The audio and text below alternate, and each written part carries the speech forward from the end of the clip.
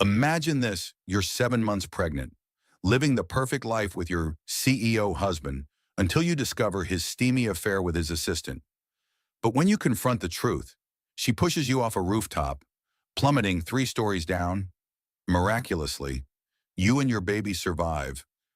But that's only the start of a nightmare filled with gaslighting, custody battles, and a web of deadly revenge that spans years. Welcome back to Alex Review Stories, where we dive into the most gripping tales. Today's epic answer CEO's mistress pushed pregnant wife off roof. Her survival stunned all. Get ready for twists that will leave you breathless and a mother's unbreakable fight that inspires. Sarah Mitchell smoothed her hands over her 7 month pregnant belly as she settled into the familiar chair at Dr. Peterson's office.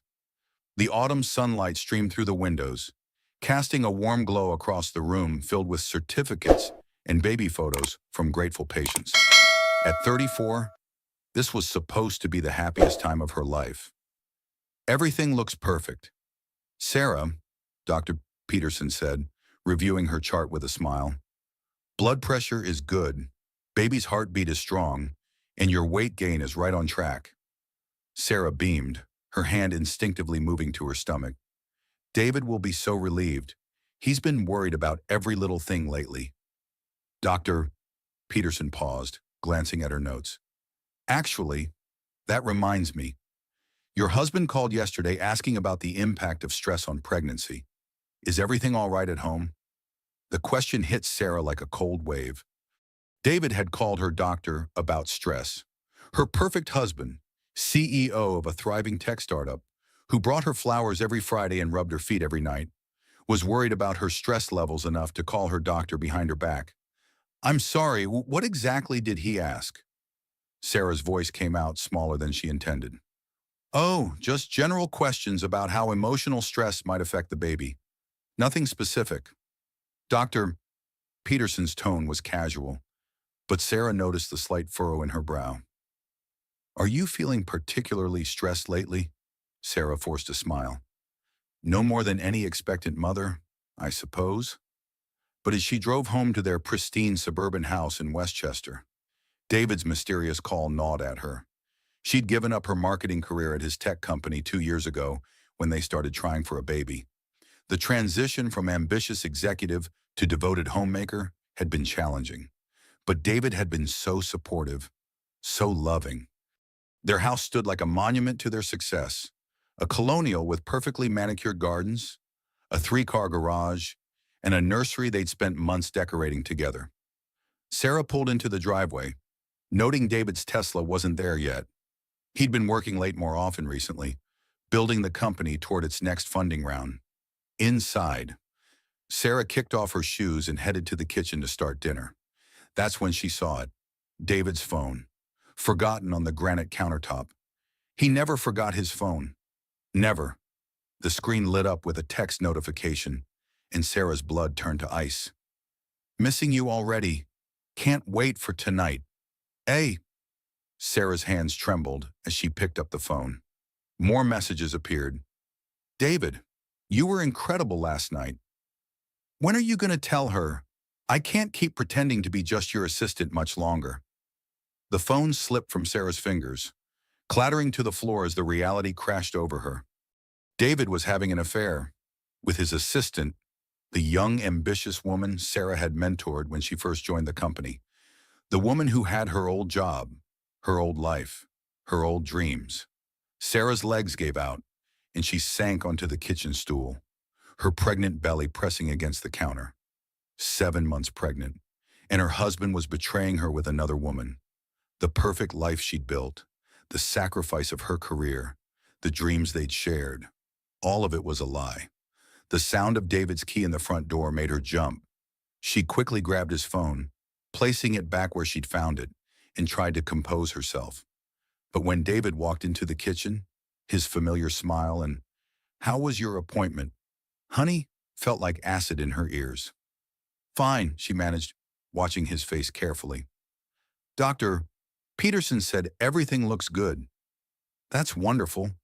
He kissed her forehead, and Sarah fought the urge to pull away. I'm sorry I'm late. Big client meeting ran over. Liar! The words screamed in Sarah's head as she watched her husband of 6 years, the father of her unborn child, lie to her face with such practiced ease. David, she said, her voice barely steady. Dr. Peterson mentioned you called her about stress. For just a moment, something flickered across his face. Guilt, fear. But it was gone so quickly, Sarah almost wondered if she'd imagined it. I just worry about you, sweetheart. You've seemed tense lately, and I wanted to make sure it wouldn't affect the baby. Another lie. Sarah nodded, playing the role of the grateful wife. That's thoughtful of you. But as David showered and they sat down to dinner, Sarah's mind raced. How long had this been going on? How many late nights, client meetings, and business trips had been lies? And what did? When are you going to tell her? Tell her what? After dinner, David retreated to his home office for important calls, leaving Sarah alone with her thoughts and a sink full of dishes. She'd been reduced to this, washing dishes while pregnant, financially dependent, while her husband's mistress lived her old life. The rain started as she finished cleaning, fat drops hitting the kitchen window like tears. Sarah pressed her hand to her belly, feeling the baby kick as if sensing her distress. I'm sorry, little one, she whispered. Mommy's world is falling apart. That night, as David slept peacefully beside her, Sarah stared at the ceiling, her mind churning with questions and possibilities. She thought about the woman who had sent those messages, Alexis Blackwood, 28 years old, ambitious, brilliant, and everything Sarah used to be before she'd given it all up for love. The baby kicked again, harder this time, and Sarah made a decision. She couldn't confront David yet, not without more information, but she couldn't pretend everything was normal either. She needed to know the truth, all of it. As thunder rumbled overhead and lightning illuminated their bedroom, Sarah quietly slipped out of bed and padded to the nursery, the room they'd painted together, where they'd assembled the crib and hung the mobile, where they'd dreamed of their future family. She sat in the rocking chair, surrounded by gifts from her baby shower, and let the tears finally come. Her perfect life, her perfect marriage, her perfect husband, all of it was crumbling around her, and she was 7 months pregnant with nowhere to go. But as she sat there, something else began to grow alongside her despair. A fierce, protective instinct she'd never felt before. This baby was hers, and she would do whatever it took to protect them both. The next morning, Sarah woke to find David already dressed for work, his phone securely in his pocket. I might be late again tonight, he said, not meeting her eyes. Another client dinner. Sarah nodded, playing the part of the understanding wife. Of course. I'll keep dinner warm. He kissed her goodbye, and Sarah watched through the window as he drove away. Then she grabbed her laptop and began to research. Phone records, bank statements, anything that might give her answers. What she found made her stomach turn. Expensive restaurants she'd never been to, hotel charges for nights when David claimed to be working late, credit card payments to a jewelry store where she'd never shopped. Her husband wasn't just having an affair, he was living a double life, and Sarah had been too trusting, too naive to see it. The baby kicked, and Sarah placed both hands on her belly. We're going to be okay, she whispered. Mommy's going to figure this out. But even as she said the words, Sarah felt the walls of her perfect life closing in around her. She was financially dependent, emotionally isolated, and 7 months pregnant. David held all the cards, and she was about to discover just how ruthless he could be. That evening, as rain lashed against the windows, Sarah made her decision. She couldn't live this lie anymore. She packed a small bag with essentials, her important documents, and some cash she'd been saving for the baby. When David came home, his hair damp from the rain, Sarah was waiting in the living room with her bag beside her. We need to talk, she said, standing up with some difficulty. Her pregnant belly made everything more challenging, a constant reminder of her vulnerability. David's face went pale. Sarah, what's wrong? I know about Alexis. The words hung in the air between them like a death sentence.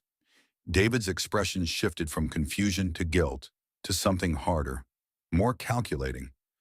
Sarah, I can explain. Can you? Can you explain why you're sleeping with your assistant while I'm carrying your child? Can you explain the hotels, the restaurants, the jewelry? David's jaw tightened. It's not what you think. And what is it, David? Because those text messages seem pretty clear to me. He stepped closer, and Sarah saw something in his eyes she'd never seen before. Something cold and dangerous. You went through my phone. It was right there, and the messages were right there. And our whole marriage has been right there falling apart while I was too stupid to see it. Sarah, calm down. This isn't good for the baby.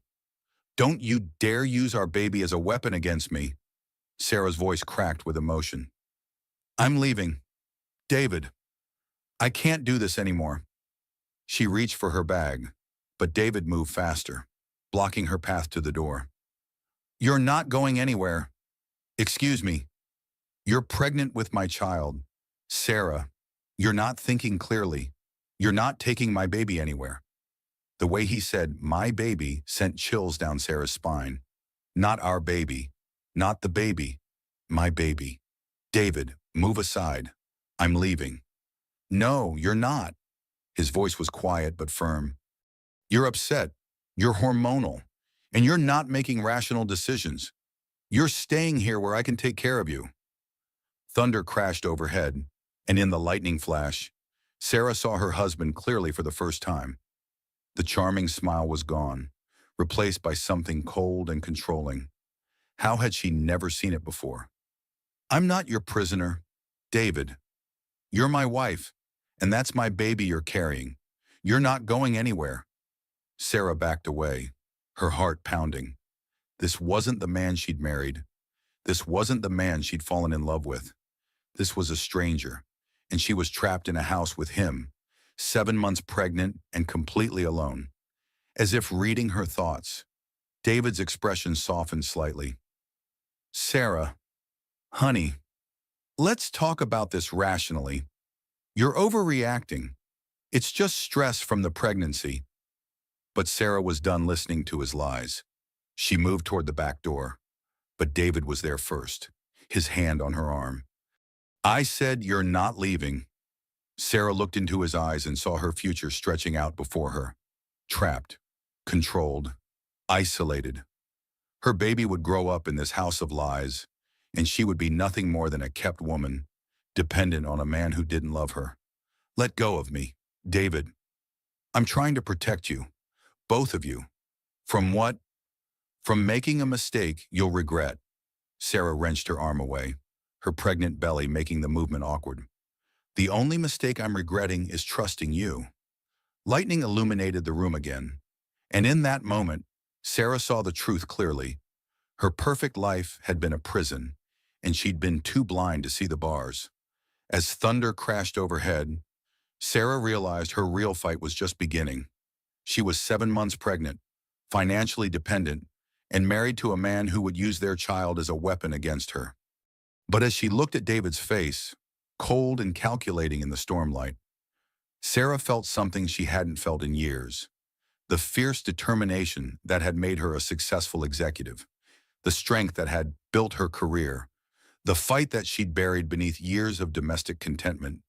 David thought he held all the cards, but Sarah was about to remind him that he'd married a woman who'd never backed down from a fight. The war for her freedom, her child, and her future was about to begin. Sarah woke the next morning to find David already gone, but not before he'd made his point crystal clear. Their joint bank accounts had been frozen. Her credit cards were declined. Her phone service had been suspended. In one night, her husband had systematically cut off every avenue of independence she might have had. She sat in the pristine nursery, surrounded by thousands of dollars worth of baby furniture and accessories, and realized she couldn't afford to buy herself a cup of coffee. The irony was crushing. Trapped in luxury, prisoner in paradise.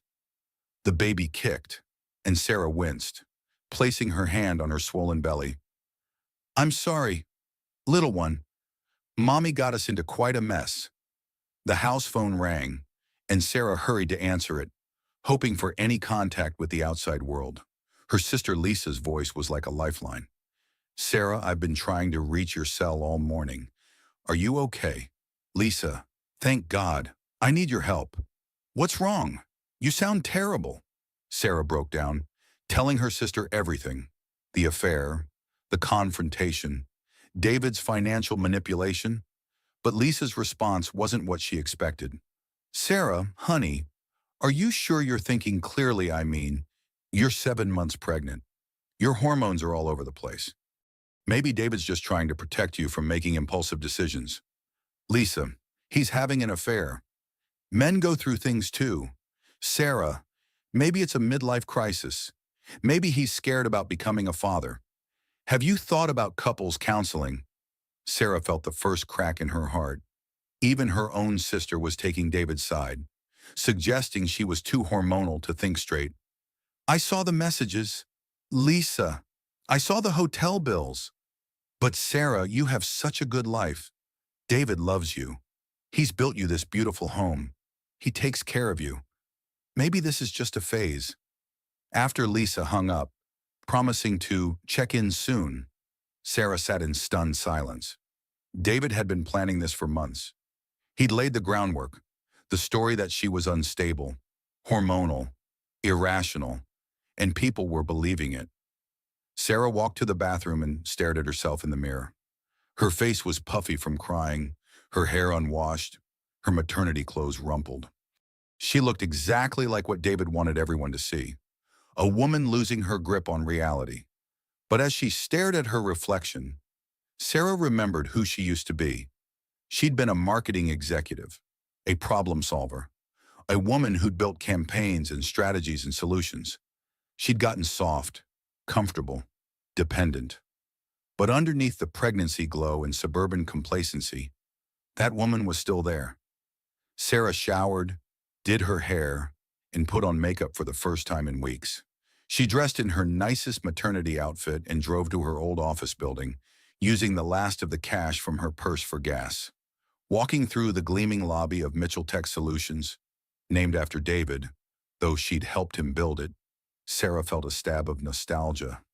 This had been her world once, her domain of conference rooms and strategy meetings and quarterly targets. The elevator ride to the executive floor felt like traveling back in time. Sarah had been the vice president of marketing before she'd given it up for love. Now someone else sat in her old office, someone who was sleeping with her husband. Sarah. What a surprise. Sarah turned to see Janet from HR, a woman she'd hired 3 years ago. Janet's smile was warm but surprised.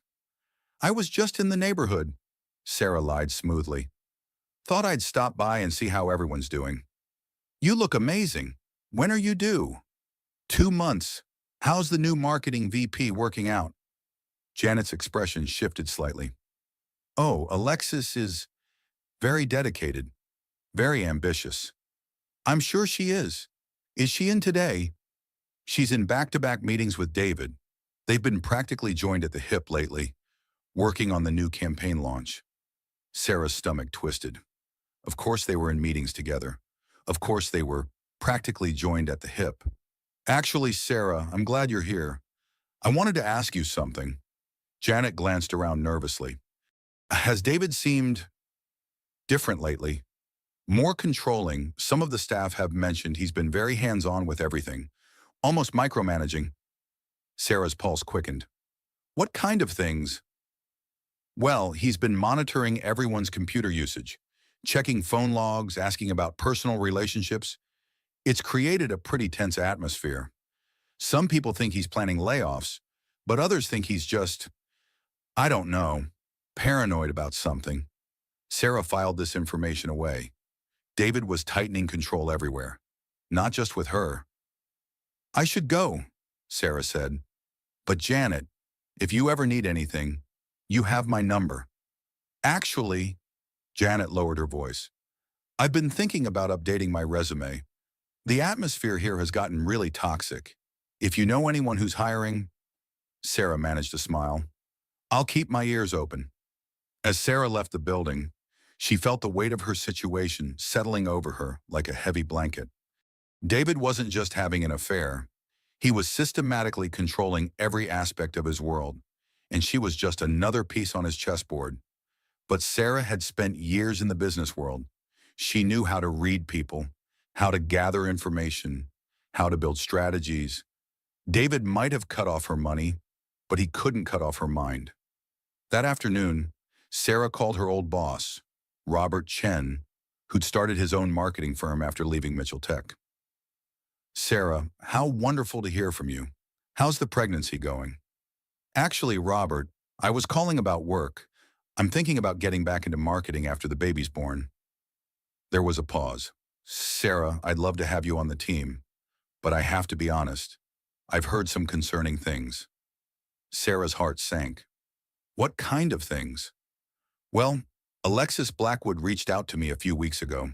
She mentioned you'd been having some difficulties, mental health issues. She was very concerned about you, said David was worried about your stability. Sarah closed her eyes. Alexis had been planning this, poisoning her professional reputation before Sarah even knew she needed to protect it. Robert, I can assure you that I'm perfectly stable. I'm just looking at my options. Of course, of course. But Sarah, maybe you should focus on your health right now. Pregnancy can be so stressful. Maybe wait until after the baby's born and you've had time to recover. After Robert hung up, Sarah sat in her silent house, feeling the walls closing in. David and Alexis had been planning this for months. They'd built a narrative about her instability, her inability to handle stress, her need for protection and control. The baby kicked hard, and Sarah gasped, suddenly feeling sharp pains in her abdomen. She waited, timing the pains, but they seemed to fade. False labor, probably, brought on by stress. She pulled out her old copy of What to Expect When You're Expecting, trying to calm herself, but the words blurred together. She thought about Eat, Pray, Love, sitting on her nightstand, about Elizabeth Gilbert's journey to find herself after her marriage fell apart. Sarah had read it years ago, before she'd gotten married, and thought it was a luxury she'd never need. Now she wished she could just disappear to Italy or India, start over somewhere no one knew her name or her story. The front door opened, and David called out, "Sarah, I'm home." Sarah quickly composed herself, closing the book and smoothing her clothes. David appeared in the doorway, his charming smile in place, carrying a bouquet of roses. "How was your day, honey?" "Fine, quiet." "Good, I brought you these." He handed her the roses, and Sarah caught a whiff of perfume on his shirt. Not her perfume. "Thank you." "Sarah, about last night. I think we should talk to someone, a counselor. Maybe. This kind of stress isn't good for you or the baby." Sarah looked at him carefully. "What kind of counselor?" "Someone who specializes in pregnancy-related anxiety. I've already made some calls. Dr. Martinez has an opening next week." "You made calls without asking me." David's smile tightened slightly. "I'm worried about you. Sarah, you're clearly not yourself lately. The accusations, the paranoia, the attempt to leave, these aren't normal behaviors for you." "Paranoia, David. I saw the messages." "What messages, Sarah? You're not making sense." Sarah stared at him. He was gaslighting her, making her question her own memory, her own sanity. And he was doing it with such practiced ease that she wondered how long he'd been doing it. "The messages from Alexis. On your phone?" "Alexis sends me work messages. Sarah, she's my VP of marketing. Of course we communicate." "These weren't work messages." "David." "Sarah, I think you're confused. Maybe you saw some work messages and misinterpreted them because you're feeling insecure about your changing body, about the baby coming." For a moment, Sarah almost believed him. The messages had been brief, and she'd been emotional, and maybe, no. She knew what she'd seen. She knew what she'd felt. David was lying to her face, and he was doing it so smoothly that she could see how he'd convinced everyone else that she was the problem. "I'd like to see Dr. Martinez," she said finally. David's smile became genuine. "I'm so glad, honey. I think it will really help you process these feelings." That night, as David slept beside her, Sarah stared at the ceiling and realized the true scope of her prison. It wasn't just financial dependence or physical isolation. David was systematically undermining her reality, making her question her own perceptions, her own sanity. But Sarah had always been a fighter. She'd built her career on reading people, on understanding motivations, on seeing through corporate politics and power plays. David might have the upper hand now, but Sarah was done being a victim. She thought about her old business cards, tucked away in a drawer somewhere. She thought about the woman she used to be, the woman who'd never backed down from a challenge. That woman was still inside her, under the swollen belly and the suburban complacency. The baby kicked, and Sarah placed her hand on her stomach. "We're going to be okay," she whispered. "Mommy's going to figure this out." But even as she made the promise, Sarah felt the first real contractions of the evening. Sharp, regular pains that made her gasp and sit up in bed. "David," she whispered, shaking his shoulder. "David, I think something's wrong." He woke instantly, switching into concerned husband mode. "What's wrong? Are you in pain?" "I'm having contractions. They're pretty strong." David was already reaching for his phone, calling Dr. Peterson, his voice full of worry and love. For a moment, Sarah almost forgot about the affair, about the lies, about everything except the fear that she might be losing her baby. As they rushed to the hospital, Sarah gripping David's hand in the back of the taxi, she heard him on the phone with someone else. "Don't worry," he said quietly, thinking she couldn't hear over her own pain. "After tonight, she won't be a problem anymore." The words hit Sarah like ice water. Even in her pain, even in her fear for her baby, she heard the cold calculation in her husband's voice. Whatever David was planning, whatever he meant by "she won't be a problem anymore," Sarah knew her fight for survival was about to become a fight for her life. The hospital's bright lights felt harsh against Sarah's exhausted eyes as Dr. Peterson finished her examination. The contractions had been false labor, brought on by stress, but Dr. Peterson was taking no chances. "I'm putting you on bed rest for the remainder of your pregnancy," she announced, her voice firm but kind. "No unnecessary stress, no strenuous activity, and I want you to see me twice a week until delivery."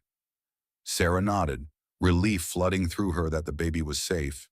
But she caught the look of satisfaction that flashed across David's face, gone so quickly she almost missed it. "Doctor, is there anything I can do to help?" David asked, his voice full of concerned husband concern. "I want to make sure Sarah and the baby are both safe.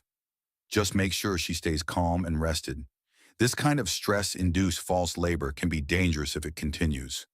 As they left the hospital, David's hand protectively on Sarah's back. She felt the weight of her new prison settling over her. Bed rest meant she couldn't leave the house, couldn't investigate, couldn't even pretend to have independence.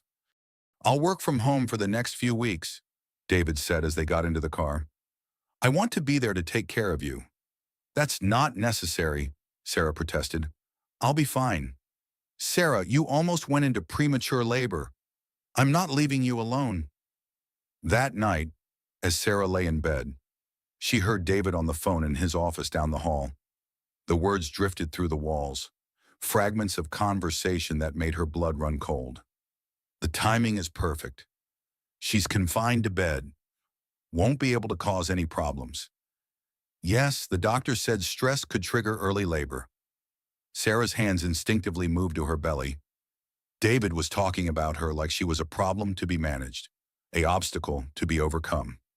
2 weeks passed in a blur of forced rest and careful monitoring. David worked from home, bringing her meals, checking on her regularly, playing the perfect devoted husband. But Sarah noticed how he always seemed to be watching her, how he monitored her phone calls, how he'd subtly steered conversations away from work or their friends.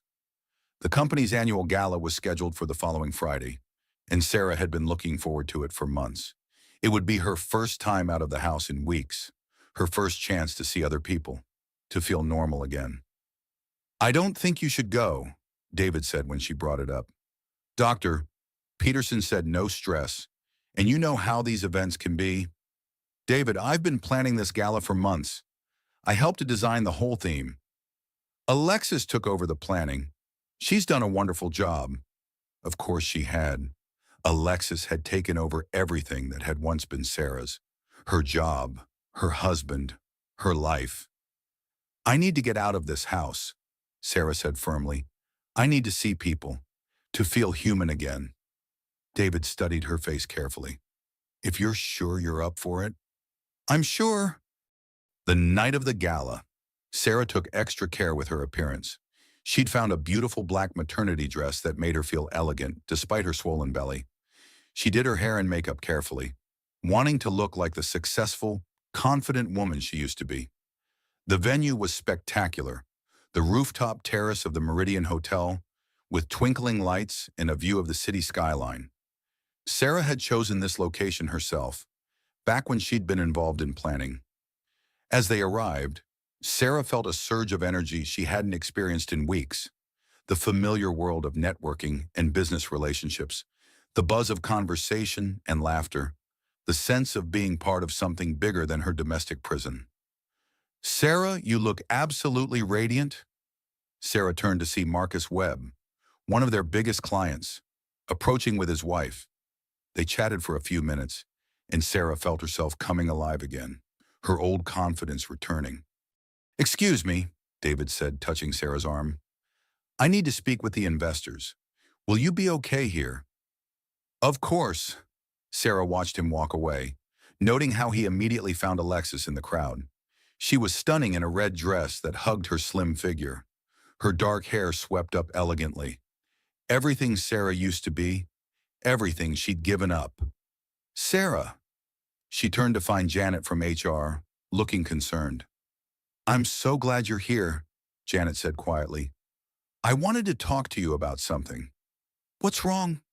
It's about the restructuring. David announced it today. He's eliminating several positions, including mine. Sarah felt her stomach drop. What restructuring? You don't know he's been planning it for months? Cost-cutting measures, he says. But Sarah, some of the people being let go are the ones who were most loyal to you, who might have questioned what's been happening. Before Sarah could respond, she felt a hand on her arm. Alexis had appeared beside her, her smile bright and predatory. Sarah, you look wonderful. How are you feeling? Fine, thank you.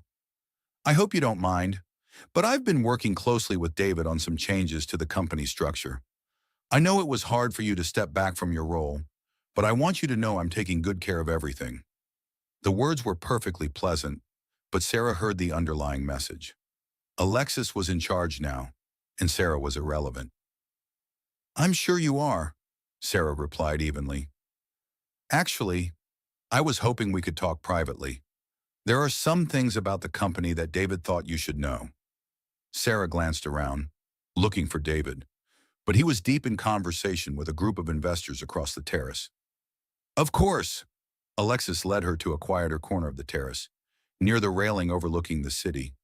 The wind was stronger here, and Sarah felt her dress whipping around her legs. Sarah, I want to be honest with you, Alexis said, her voice dropping to a confidential tone. David is worried about you. We all are. Worried about what? Your stability, your mental health. The stress of the pregnancy has been really hard on you, and David is concerned about how it might affect your ability to, well, to be a good mother. Sarah's blood ran cold. What are you saying? I'm saying that David has been documenting some concerning behaviors.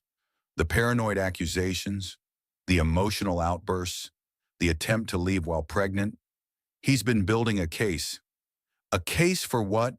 Alexis's smile was sharp as a blade. For full custody of the baby after it's born. He's been consulting with lawyers. Sarah, he has evidence that you're mentally unstable, that you might be a danger to yourself and the child. Sarah felt the world tilting around her. You're lying. Am I? David loves that baby. Sarah, he wants what's best for it. And right now, He doesn't think that's you. I'm the baby's mother, and I'm going to be its stepmother. Alexis's mask slipped for just a moment, revealing something cold and calculating underneath. You see, Sarah, David and I have been planning this for quite some time.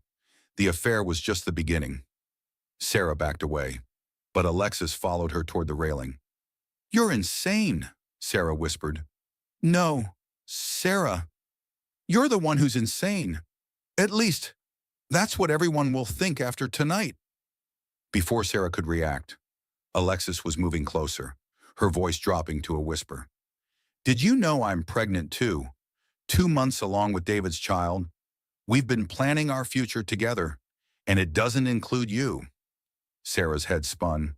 Another baby. Another woman carrying her husband's child while she'd been playing house, pretending everything was normal. The thing is, Alexis continued, David's been too soft with you, too willing to wait for you to crack on your own. But I'm not that patient. What do you want? I want you gone, out of David's life, out of the company, out of our way, and after tonight, that's exactly what's going to happen. Sarah realized they were alone on this section of the terrace, hidden from the main party by decorative plants and screens. The railing behind her was lower than she'd realized, barely waist high. You see, Sarah, everyone already thinks you're unstable. One little incident tonight, one moment of pregnant woman hysteria, and David will have all the evidence he needs to prove you're unfit to be a mother. You're threatening me. I'm offering you a choice. You can walk away voluntarily, sign over custody, and disappear from our lives. Or you can make this hard on everyone. Sarah's hands moved protectively to her belly. I'll never give up my baby. Then you've made your choice. What happened next seemed to occur in slow motion. Alexis stepped closer, and Sarah backed away instinctively. But the railing was right behind her, and as she moved, Alexis seemed to stumble, her hands reaching out as if to steady herself. But instead of grabbing Sarah's arm, Alexis's hands pushed against her shoulders. Hard. Sarah felt herself falling backward, her pregnant belly making her top heavy, her balance already precarious. The city lights spun around her as she went over the railing, her scream echoing across the terrace.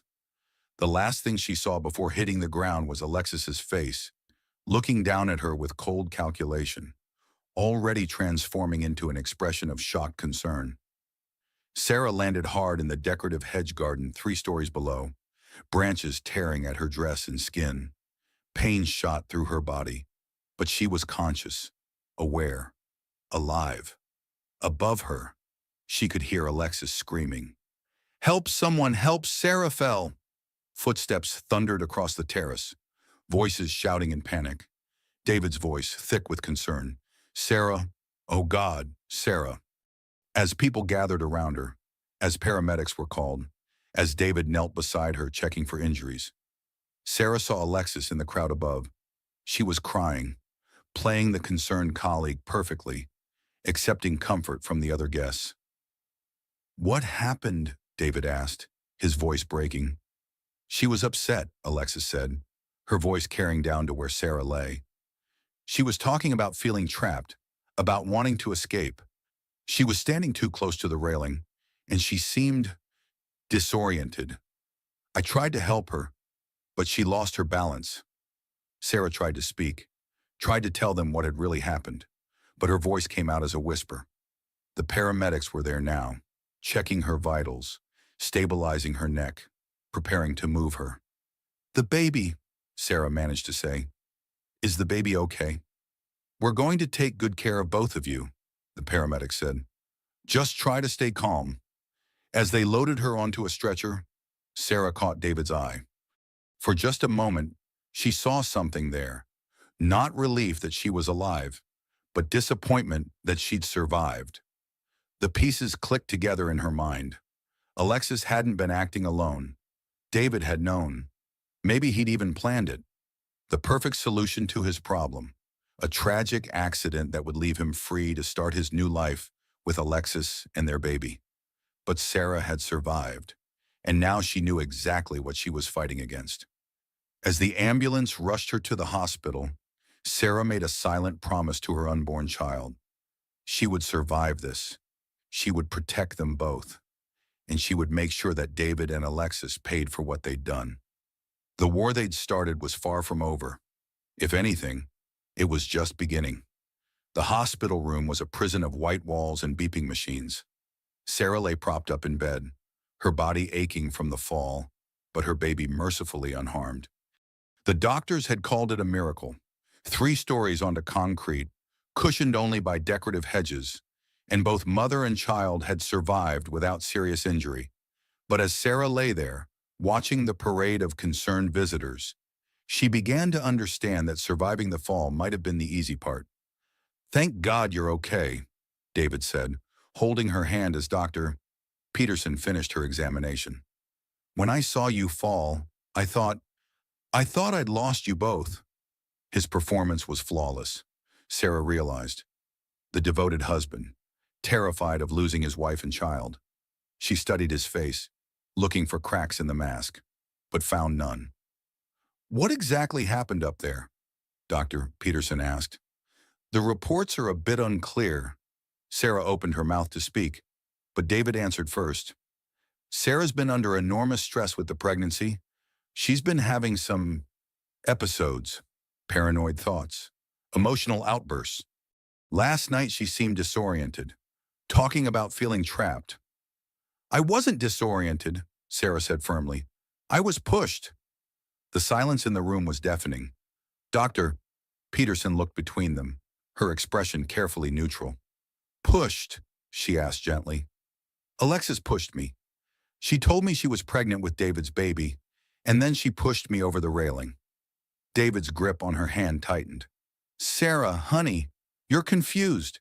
You fell. Multiple witnesses saw you fall. Because she pushed me." "Sarah, you were standing alone by the railing. Alexis was across the terrace when it happened. She ran over to help after you fell." Sarah stared at him. "That's not what happened." "Dr. Peterson," David said, his voice full of concerned husband authority. "Is it possible that the fall caused some confusion? Maybe some memory issues? Head injuries can sometimes cause confusion about events," Dr. Peterson said carefully. "But Sarah, you seem very clear about what you remember." "I am clear. I remember everything." But even as she said it, Sarah could see the doubt in Dr. Peterson's eyes. She could see the way David was looking at her, with pity and concern, as if she were a fragile mental patient. "I think we should have a psychiatric evaluation," David said. "Just to be safe. The stress of the pregnancy, the fall, her recent paranoid episodes. I'm worried about postpartum psychosis." "I'm not psychotic," Sarah said, her voice rising. "I'm telling you what happened." "Sarah, calm down," David said soothingly. "Getting upset like this isn't good for the baby." Dr. Peterson was writing notes, and Sarah could see her medical future being decided in those scribbled words. Stressed pregnancy, paranoid ideation, possible psychiatric issues. "I want to speak to Dr. Peterson privately," Sarah said.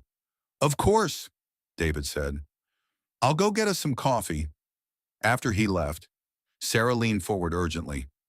"Dr. Peterson, you have to listen to me. My husband is having an affair with his assistant. She pushed me off that terrace. This isn't paranoia or pregnancy hormones.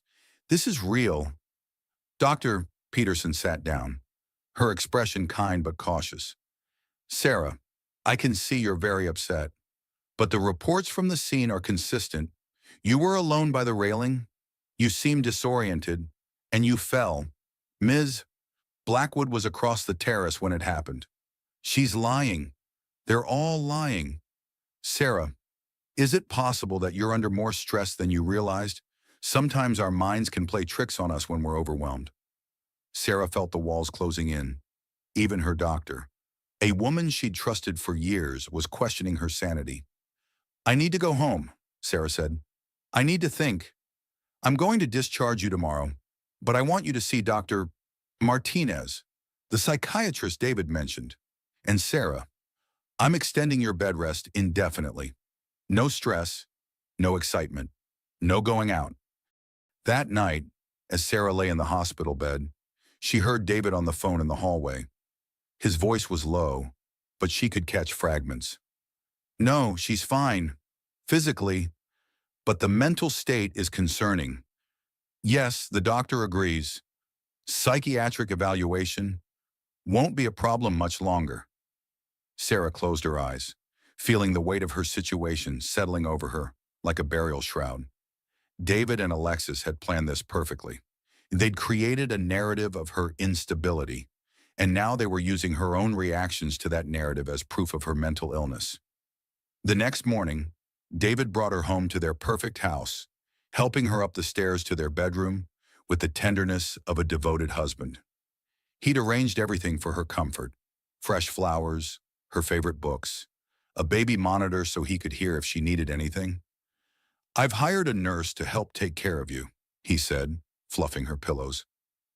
"Her name is Monica. She comes highly recommended." Sarah watched him move around their bedroom, this man she'd loved and trusted for 6 years, and realized she was looking at a stranger. How long had he been planning this? How long had he been building his case against her? Monica arrived that afternoon, a stern-faced woman in her 50s who spoke in clipped, professional tones. She took Sarah's vital signs, dispensed her medications, and made notes on a clipboard that she kept carefully out of Sarah's sight. "I don't need a nurse," Sarah protested. "Dr. Peterson insists," Monica replied. "After your fall, you need careful monitoring." But Sarah noticed how Monica always seemed to be watching her, how she appeared whenever Sarah made a phone call, how she reported back to David every evening about Sarah's condition. Days blended into weeks. Sarah was confined to bed, monitored constantly, her every word and action scrutinized for signs of instability. When she tried to call her sister, Monica was there, hovering nearby. When she attempted to use her laptop, David suggested she needed rest, not stimulation. "I found some concerning things in your browser history," David said one evening, his voice full of hurt concern.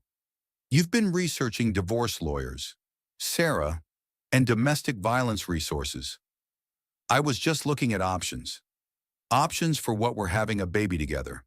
We're a family. A family doesn't usually include your mistress."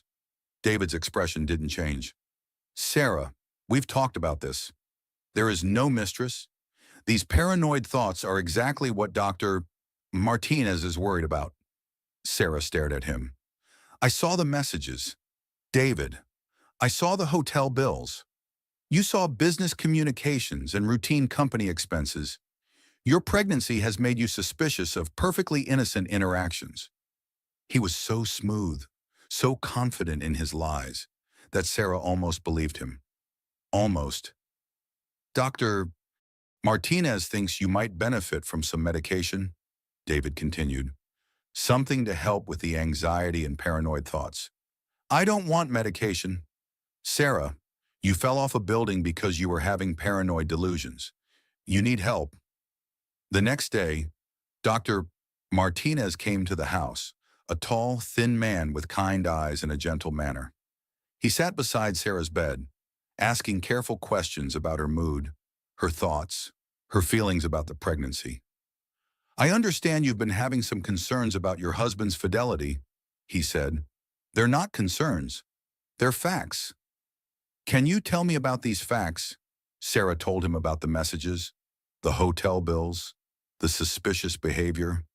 But as she spoke, she could hear how it sounded, the ramblings of a paranoid woman, seeing conspiracy where none existed.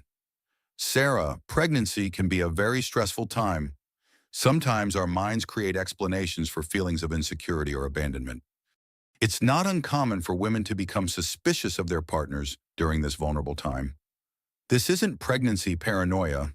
This is real. I'd like to prescribe something to help with the anxiety, just something mild, to help you relax and focus on the baby." Sarah looked at the prescription bottle David held, the pills that would make her more compliant, more manageable, more like the broken woman they wanted her to be. "I don't want pills. Sarah, you need to think about the baby. This level of stress isn't good for either of you. That night, Sarah lay in bed, staring at the ceiling, feeling the baby move inside her. She was trapped in her own home, medicated against her will, with a nurse who was really a spy and a husband who was building a case for her insanity. But as she lay there, Sarah remembered something her old therapist had told her years ago. Back when she'd been dealing with a difficult boss who tried to gaslight her out of her position. Trust your own reality, she'd said. When someone tries to make you doubt your own perceptions, that's when you know you're onto something important. Sarah closed her eyes and made a decision. She would play their game. She would be the compliant wife, the grateful patient, the woman who was slowly getting better under their care. But underneath, she would be gathering evidence, building her own case, preparing for war. The next morning, when David brought her the medication with breakfast, Sarah palmed the pills and pretended to swallow them. When Monica asked about her mood, Sarah smiled and said she was feeling much better. "That's wonderful," Monica said, making notes. "I'll let Dr. Martinez know you're responding well to treatment." But that night, after David had gone to his office for his important calls, Sarah quietly slipped out of bed and made her way to his study. She needed evidence, proof of what they were doing to her. What she found in his desk drawer made her blood run cold. A folder labeled Sarah Psychiatric History, filled with notes, observations, and a detailed plan for having her declared mentally incompetent. The doorknob turned, and Sarah quickly closed the drawer, slipping back toward the door. But she wasn't fast enough. "Sarah, what are you doing in here?" David stood in the doorway, his expression shifting from surprise to concern to something harder. "I was looking for something to read," she said weakly. "In my desk drawer. I couldn't sleep." David stepped closer, and Sarah saw the calculation in his eyes. "Sarah, you're not supposed to be out of bed. Monica said you took your medication. You should be sleeping." "I'm not tired. You're confused. The medication can sometimes cause disorientation. Let me help you back to bed." As David guided her back to the bedroom, Sarah realized her time was running out. The psychiatric evaluation was scheduled for the next week, and she had a feeling the outcome was already decided. But as she lay in bed, pretending to sleep, Sarah felt something she hadn't felt in weeks. The baby was kicking, strong and regular, as if reminding her that she wasn't just fighting for herself anymore. She was fighting for both of them, and Sarah was done being a victim. The first contraction hit Sarah at 3 a.m., sharp and intense, pulling her from the edge of sleep. She lay still, timing the pain, feeling her body preparing for the battle ahead. This wasn't false labor. Her baby was coming. "David," she whispered, shaking his shoulder gently. "David, I think it's time." He woke instantly, switching to concerned husband mode with practiced ease.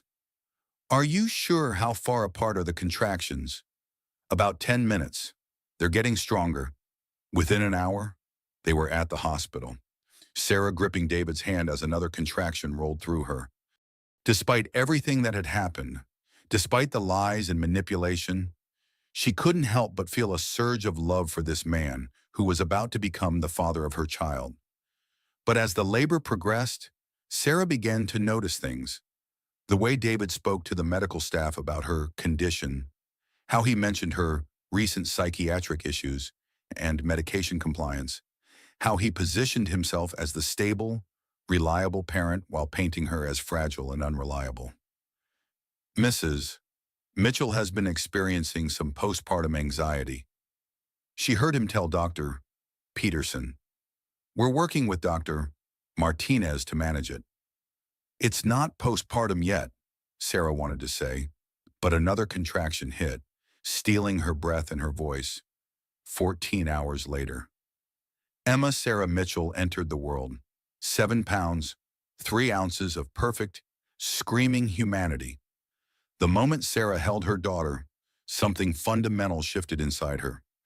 This tiny person, completely dependent on her, gave her a strength she'd forgotten she possessed. "She's perfect," David said, his voice thick with emotion.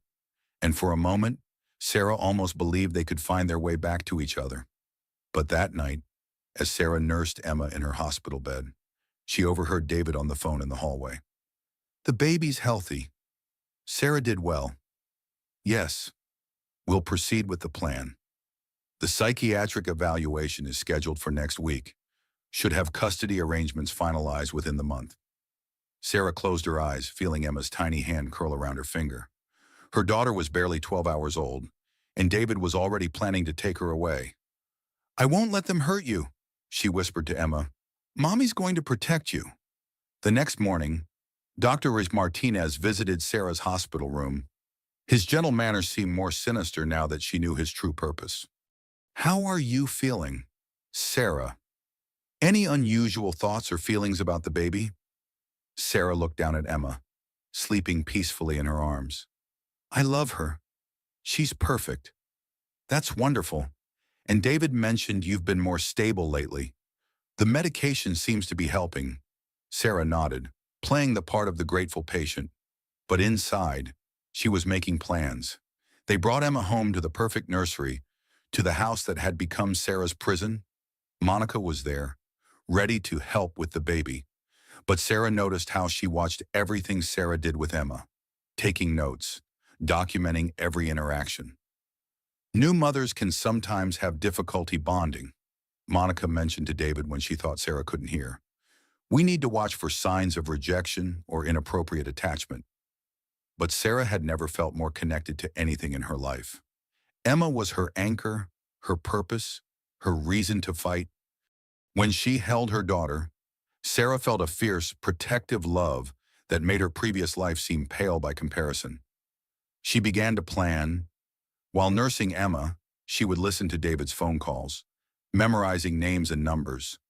While Monica thought she was sleeping, Sarah would quietly search the house for evidence. She started keeping a journal, hidden in Emma's diaper bag, documenting everything: the conversations she overheard, the visitors who came when they thought she was resting, the phone calls that always ended when she entered a room. 1 week after Emma's birth, Sarah made a discovery that changed everything. While Monica was downstairs and David was at work, Sarah found a box in the back of David's closet. Inside were printed emails, financial records, and a detailed timeline of their plan. The affair had been going on for 8 months. The plan to have Sarah declared mentally incompetent had been in motion for 6 months. And most damning of all, there were financial records showing David had been moving money into offshore accounts, preparing for a life without Sarah. But the most chilling discovery was a recording device, a small digital recorder that had been planted in Sarah's bedroom. They'd been recording her private conversations, her phone calls, even her talks with Emma, building a case against her with her own words. Sarah photographed everything with her phone, her hands shaking as she captured evidence of the conspiracy against her. But as she was putting the box back, she heard footsteps on the stairs. "Sarah, are you okay up there?" Monica's voice was getting closer. Sarah quickly closed the closet and dove into bed, pretending to be asleep with Emma beside her. "Just checking on you," Monica said, poking her head into the room. "You seemed restless during your nap." That evening, David brought Sarah her medication as usual. But instead of palming the pills, she took them to the bathroom and spit them out, flushing them down the toilet. She needed to be clear-headed for what was coming. "Dr. Martinez wants to do a full evaluation tomorrow," David said, sitting on the edge of the bed. "To assess how you're bonding with Emma?" Sarah looked at him, this man she'd loved and trusted, and felt nothing but pity.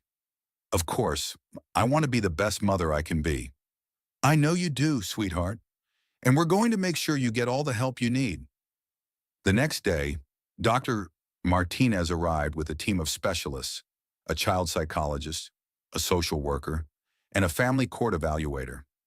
They observed Sarah with Emma, asked detailed questions about her feelings and thoughts, and administered psychological tests. Sarah played the part perfectly, the loving mother who was working hard to overcome her mental health challenges.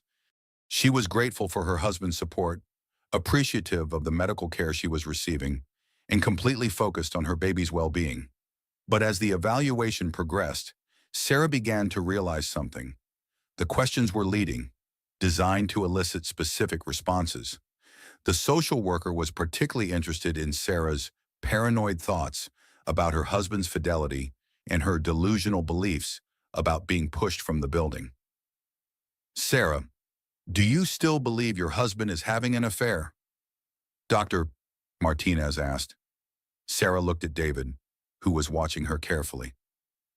I think I was overwhelmed and confused. David has been so patient with me, so supportive. I can see now that I was letting my insecurities create problems that weren't there. Dr. Martinez made notes, looking pleased. And the incident at the hotel. Do you remember it differently now? I think I was so stressed and frightened that I lost my balance. It was an accident. I'm grateful that Alexis was there to help. More notes. More pleased looks exchanged between the evaluators. After they left, David seemed more relaxed than he'd been in weeks. I'm proud of you, Sarah. You're getting better. But that night, as Sarah lay in bed with Emma sleeping beside her, she heard David on the phone again. The evaluation went perfectly. She's playing right into our hands. Yes, we should have custody within the month. No, she'll never see it coming. Sarah closed her eyes, feeling Emma's tiny breath against her chest. They thought they'd broken her. They thought they'd won. But Sarah had learned something important during those weeks of enforced helplessness. She learned to be patient, to plan, to hide her true thoughts and feelings. She'd learned to survive, and now, with Emma to protect, she'd learned to fight. The next morning, Sarah made a phone call she'd been planning for weeks. Using Emma's scheduled feeding time as cover, she contacted the one person she hoped might believe her. Janet, it's Sarah Mitchell. I need your help. Sarah, how are you? How's the baby? She's perfect. But Janet, I need to ask you something, and I need you to trust me. You mentioned that David has been acting differently, more controlling. Yes, it's gotten worse. He's been monitoring everything, questioning everyone. Some people think he's planning something big. He is, and I need your help to stop him. Sarah quickly explained what she'd discovered, the evidence she'd found, the plan to have her declared incompetent. Janet listened in stunned silence. Sarah, this is insane. Are you sure? I have proof, photos, documents, recordings, but I need someone on the inside to help me. What do you need me to do? I need you to document everything David does at work, every meeting, every phone call, every email, and I need you to find out more about Alexis's background. I have a feeling she's done this before. After they hung up, Sarah felt a surge of energy she hadn't experienced in months. She wasn't alone anymore. She had an ally, a plan, and most importantly, she had Emma to fight for. But as she looked down at her sleeping daughter, Sarah realized the real battle was just beginning. David and Alexis thought they'd won, but they'd underestimated the power of a mother's love. They were about to discover that Sarah Mitchell wasn't the broken woman they thought she was. She was a warrior, and she was ready to fight for her child's future. 3 weeks after Emma's birth, Sarah received an unexpected visitor. She was nursing the baby in the living room when the doorbell rang, and Monica answered it with her usual efficiency. Mrs. Mitchell, this is Detective Rodriguez from the NYPD. I'd like to ask you a few questions about the incident at the Meridian Hotel. Sarah's heart raced, but she kept her voice steady. Of course, please, sit down.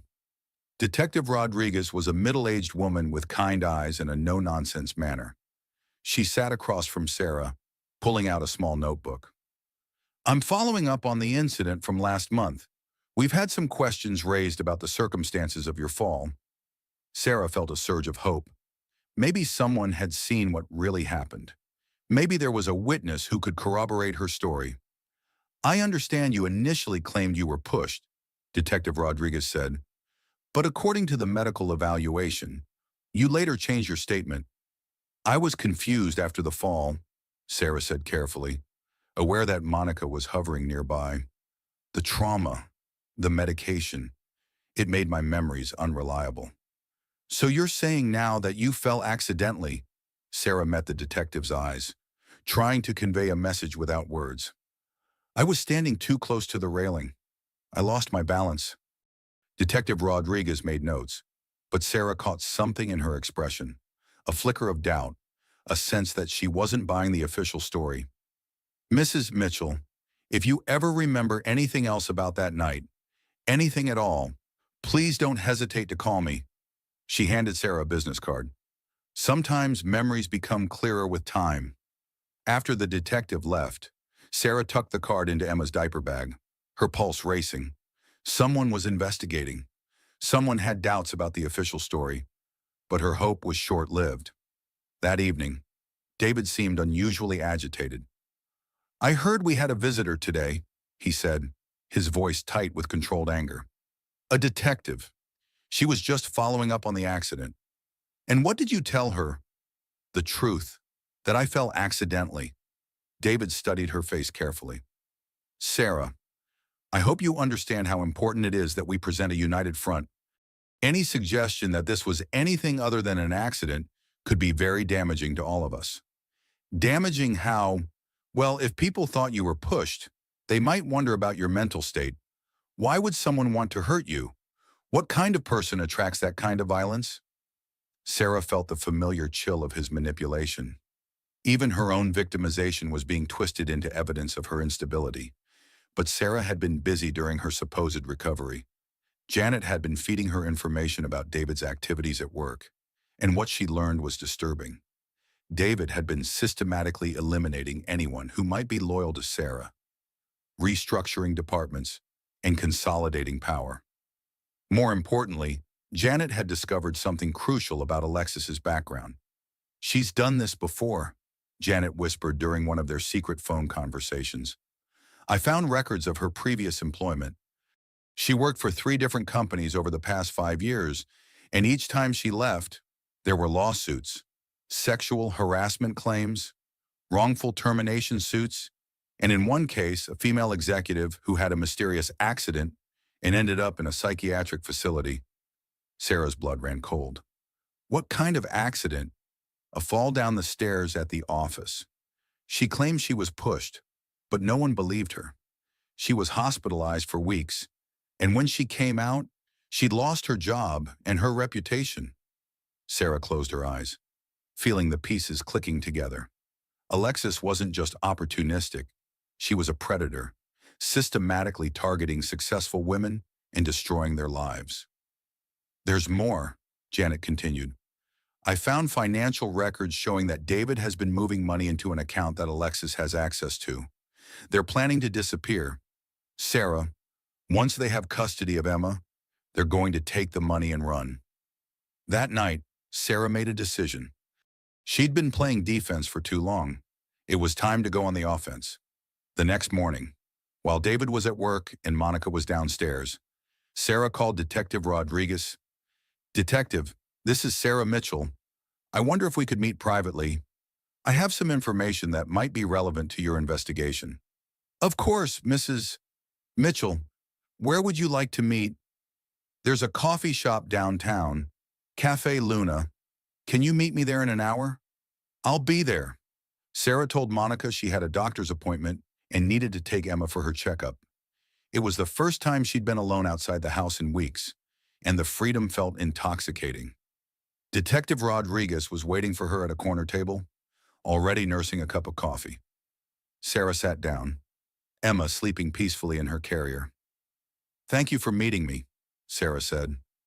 I need to tell you the truth about what happened that night. I'm listening. Sarah told her everything. The affair, the financial manipulation, the plan to have her declared incompetent, the evidence she'd gathered. She showed Detective Rodriguez the photos she'd taken of David's documents, the recordings she'd made of his phone conversations. This is a lot to process, Detective Rodriguez said when Sarah finished. You're alleging a pretty elaborate conspiracy. I know how it sounds, but I have proof. Mrs. Mitchell, I have to ask, are you currently taking any psychiatric medication? Sarah felt her heart sink. Even the detective was questioning her mental state. I was prescribed medication, but I haven't been taking it. I need to be clear-headed to protect my daughter. And your husband doesn't know you're not taking the medication. No, I've been pretending to take it. Detective Rodriguez made notes, but Sarah could see the skepticism in her eyes. A woman who was secretly not taking her psychiatric medication, making elaborate claims about her husband's affair and attempted murder. It sounded like textbook paranoid delusion. Detective, I know how this sounds, but please just look into Alexis Blackwood's background. Look at her previous employers, the women who've worked with her. There's a pattern. I'll look into it, Detective Rodriguez said, but her tone was non-committal. Sarah left the cafe feeling deflated. Even with evidence, even with documentation, she couldn't overcome the narrative that had been built around her mental instability. But as she drove home, Sarah's phone rang. It was Janet, and she sounded panicked. Sarah, you need to know something. David knows about our phone calls. He's been monitoring the company phones, and he heard our conversation yesterday. Sarah's blood turned to ice. What? He called me into his office this morning. He fired me. Sarah said I was spreading malicious rumors and interfering with his family's recovery. Janet, I'm so sorry. That's not the worst part. He's planning something for tonight. I overheard him talking to Alexis about accelerating the timeline.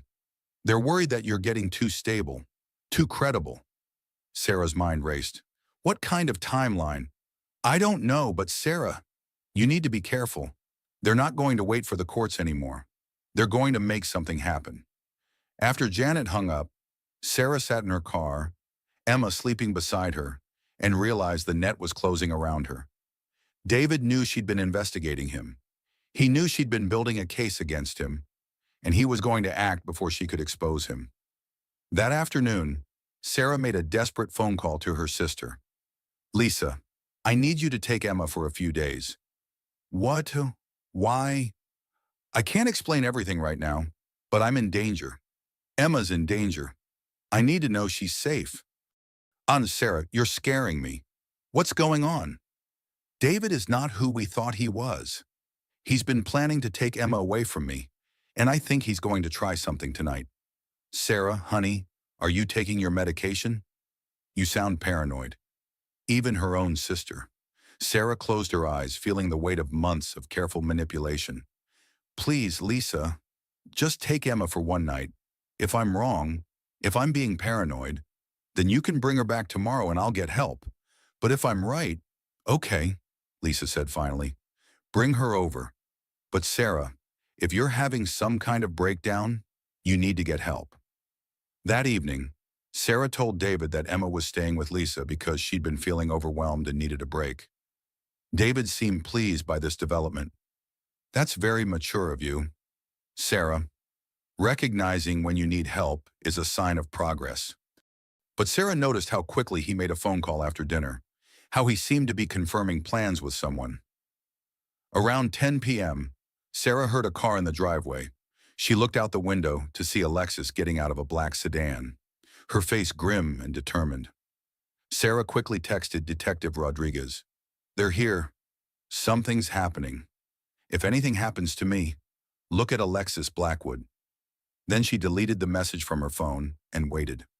The front door opened, and Sarah heard voices downstairs. David and Alexis, talking in low, urgent tones. Sarah crept to the top of the stairs, straining to hear. Has to be tonight. Detective was asking questions. She's been talking to people.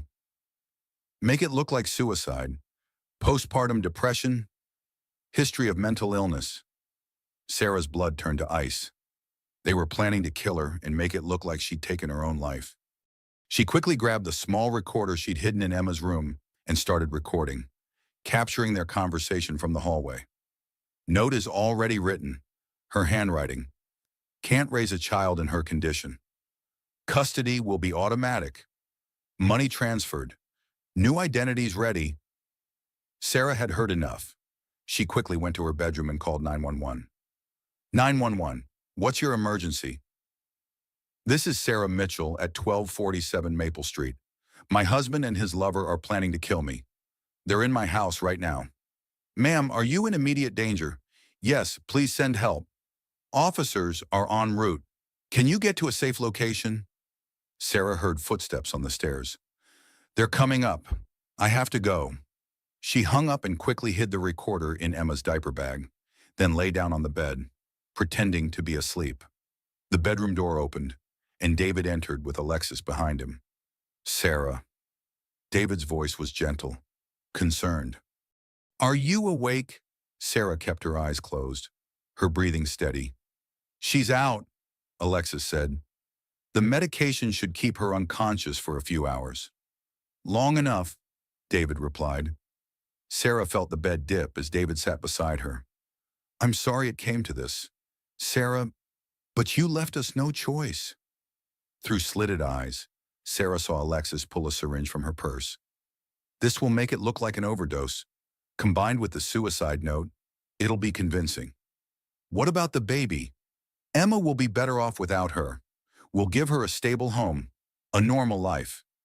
Sarah felt the needle pierce her arm and forced herself to remain still as they injected her with whatever was in the syringe. But as the drug hit her system, she began to feel drowsy, her thoughts becoming fuzzy. It's working, Alexis said. Help me get her to the bathroom. We'll make it look like she took pills and drowned in the tub.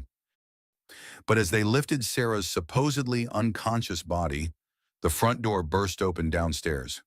Police, NYPD. David and Alexis froze, looking at each other with panic in their eyes. How did they know? David whispered. It doesn't matter, Alexis said. We stick to the story. She was trying to hurt herself, and we were trying to save her. But Sarah, despite the drugs coursing through her system, managed to speak. Too late, she whispered. I recorded everything. The look of horror on their faces was the last thing Sarah saw before the drug took hold and consciousness slipped away.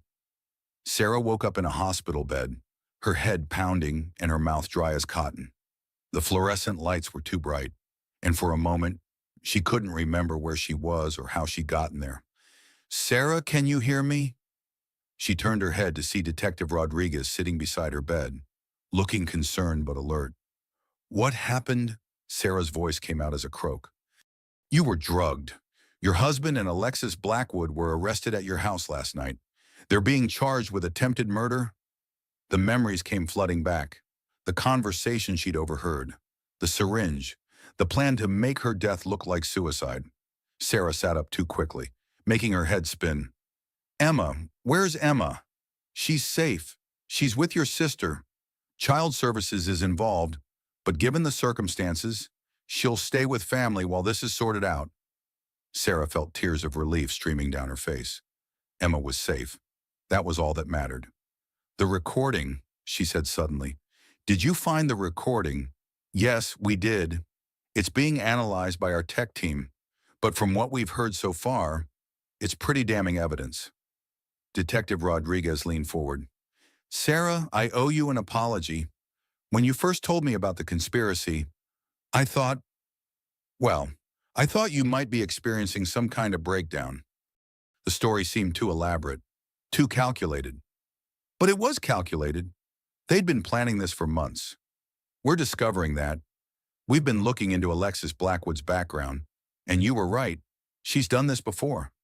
3 other women in 3 different cities, all successful executives, all ended up losing their jobs, their reputations, some their lives. Sarah felt a grim satisfaction. Finally, someone believed her. What happens now? Now we build a case? David and Alexis are being held without bail. The attempted murder charges are serious, but we're also looking at fraud, conspiracy, and a whole host of other charges. Over the next few days, as Sarah recovered from the drugs in her system, the full scope of David and Alexis's plan became clear. They'd been siphoning money from the company for months, building false evidence of Sarah's mental instability, and planning to disappear with Emma and millions in stolen funds. Dr. Martinez, it turned out, had been unknowingly complicit. He'd been given false information about Sarah's condition and had prescribed treatment based on David's lies. When he learned the truth, he was horrified. I'm so sorry, Sarah, he said when he visited her in the hospital. I should have questioned the information I was given. I should have been more thorough in my evaluation. You believed what you were told by someone you trusted? Sarah said. That's not your fault. But Sarah knew it would take time to rebuild her reputation, to undo the damage that had been done to her credibility and her relationships. The first step was getting Emma back. Child services had been involved because of the allegations of Sarah's mental instability, but with the truth now revealed, they were working to reunite mother and daughter. We need to be sure you're stable and capable of caring for the child, the social worker, Mrs. Chen explained. Given everything that's happened, we want to make sure Emma's well-being is protected. Sarah underwent extensive psychological evaluation, this time with doctors who weren't influenced by David's lies. The results were clear. She was mentally stable, had never shown signs of the conditions David had claimed, and was fully capable of caring for her daughter.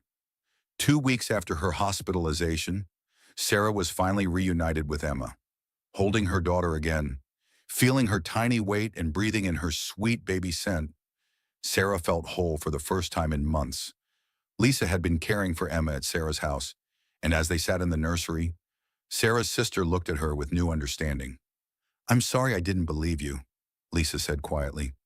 I thought David was such a good man, such a devoted husband.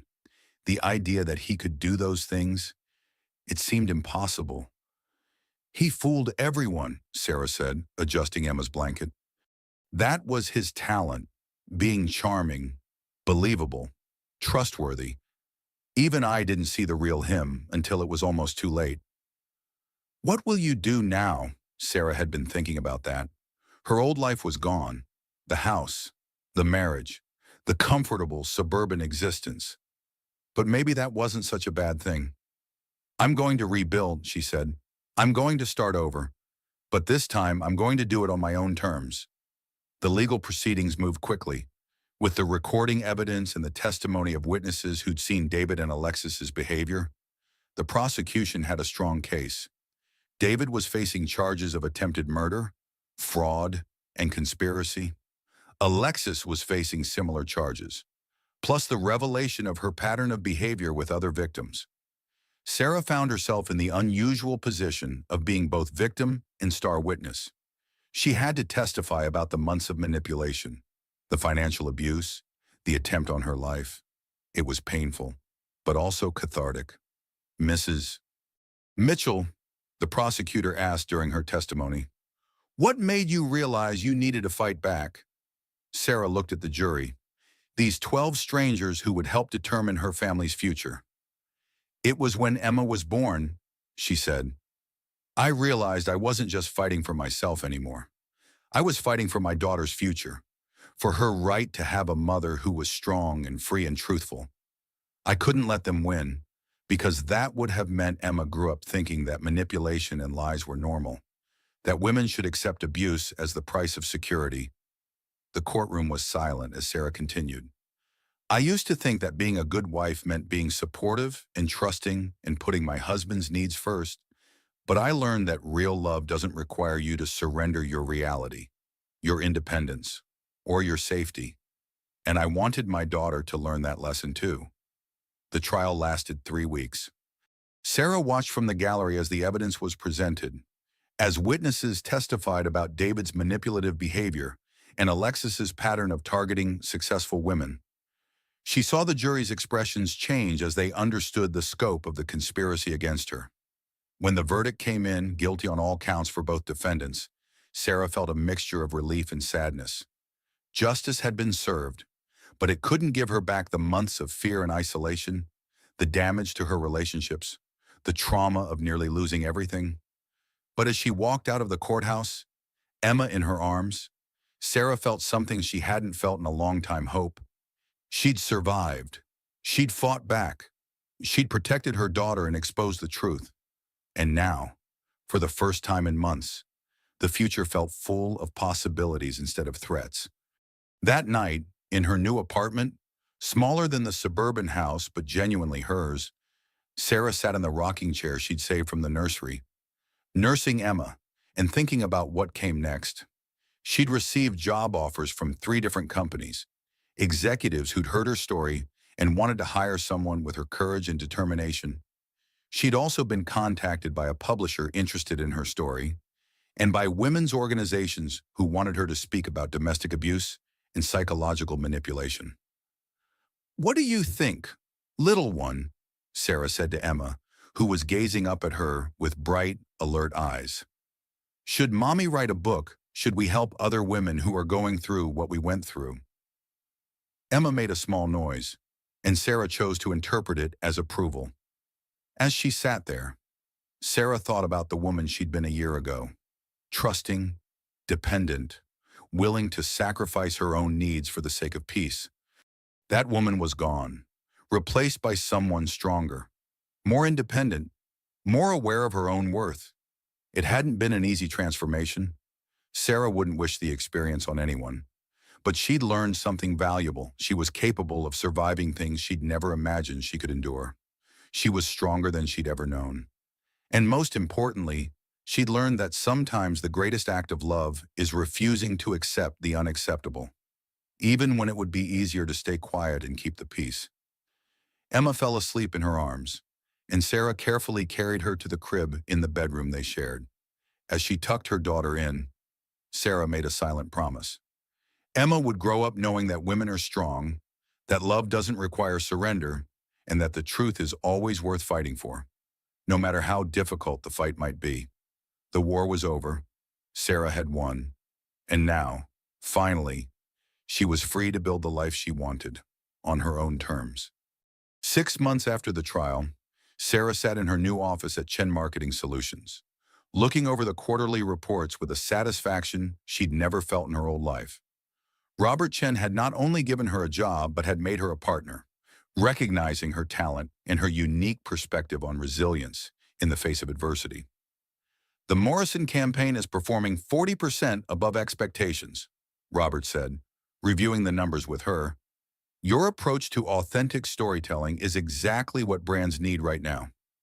Sarah smiled, feeling the familiar rush of professional accomplishment. She'd forgotten how much she loved the challenge of building campaigns, solving problems, creating something meaningful. "I learned the hard way that people can sense authenticity," she said.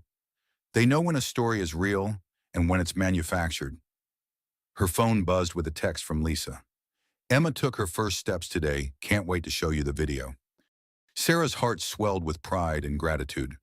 Emma was thriving with Lisa's family while Sarah rebuilt her career and her life. It was a temporary arrangement, but it was working for everyone involved. But as successful as Sarah's new life was becoming, she couldn't shake the feeling that something was unfinished.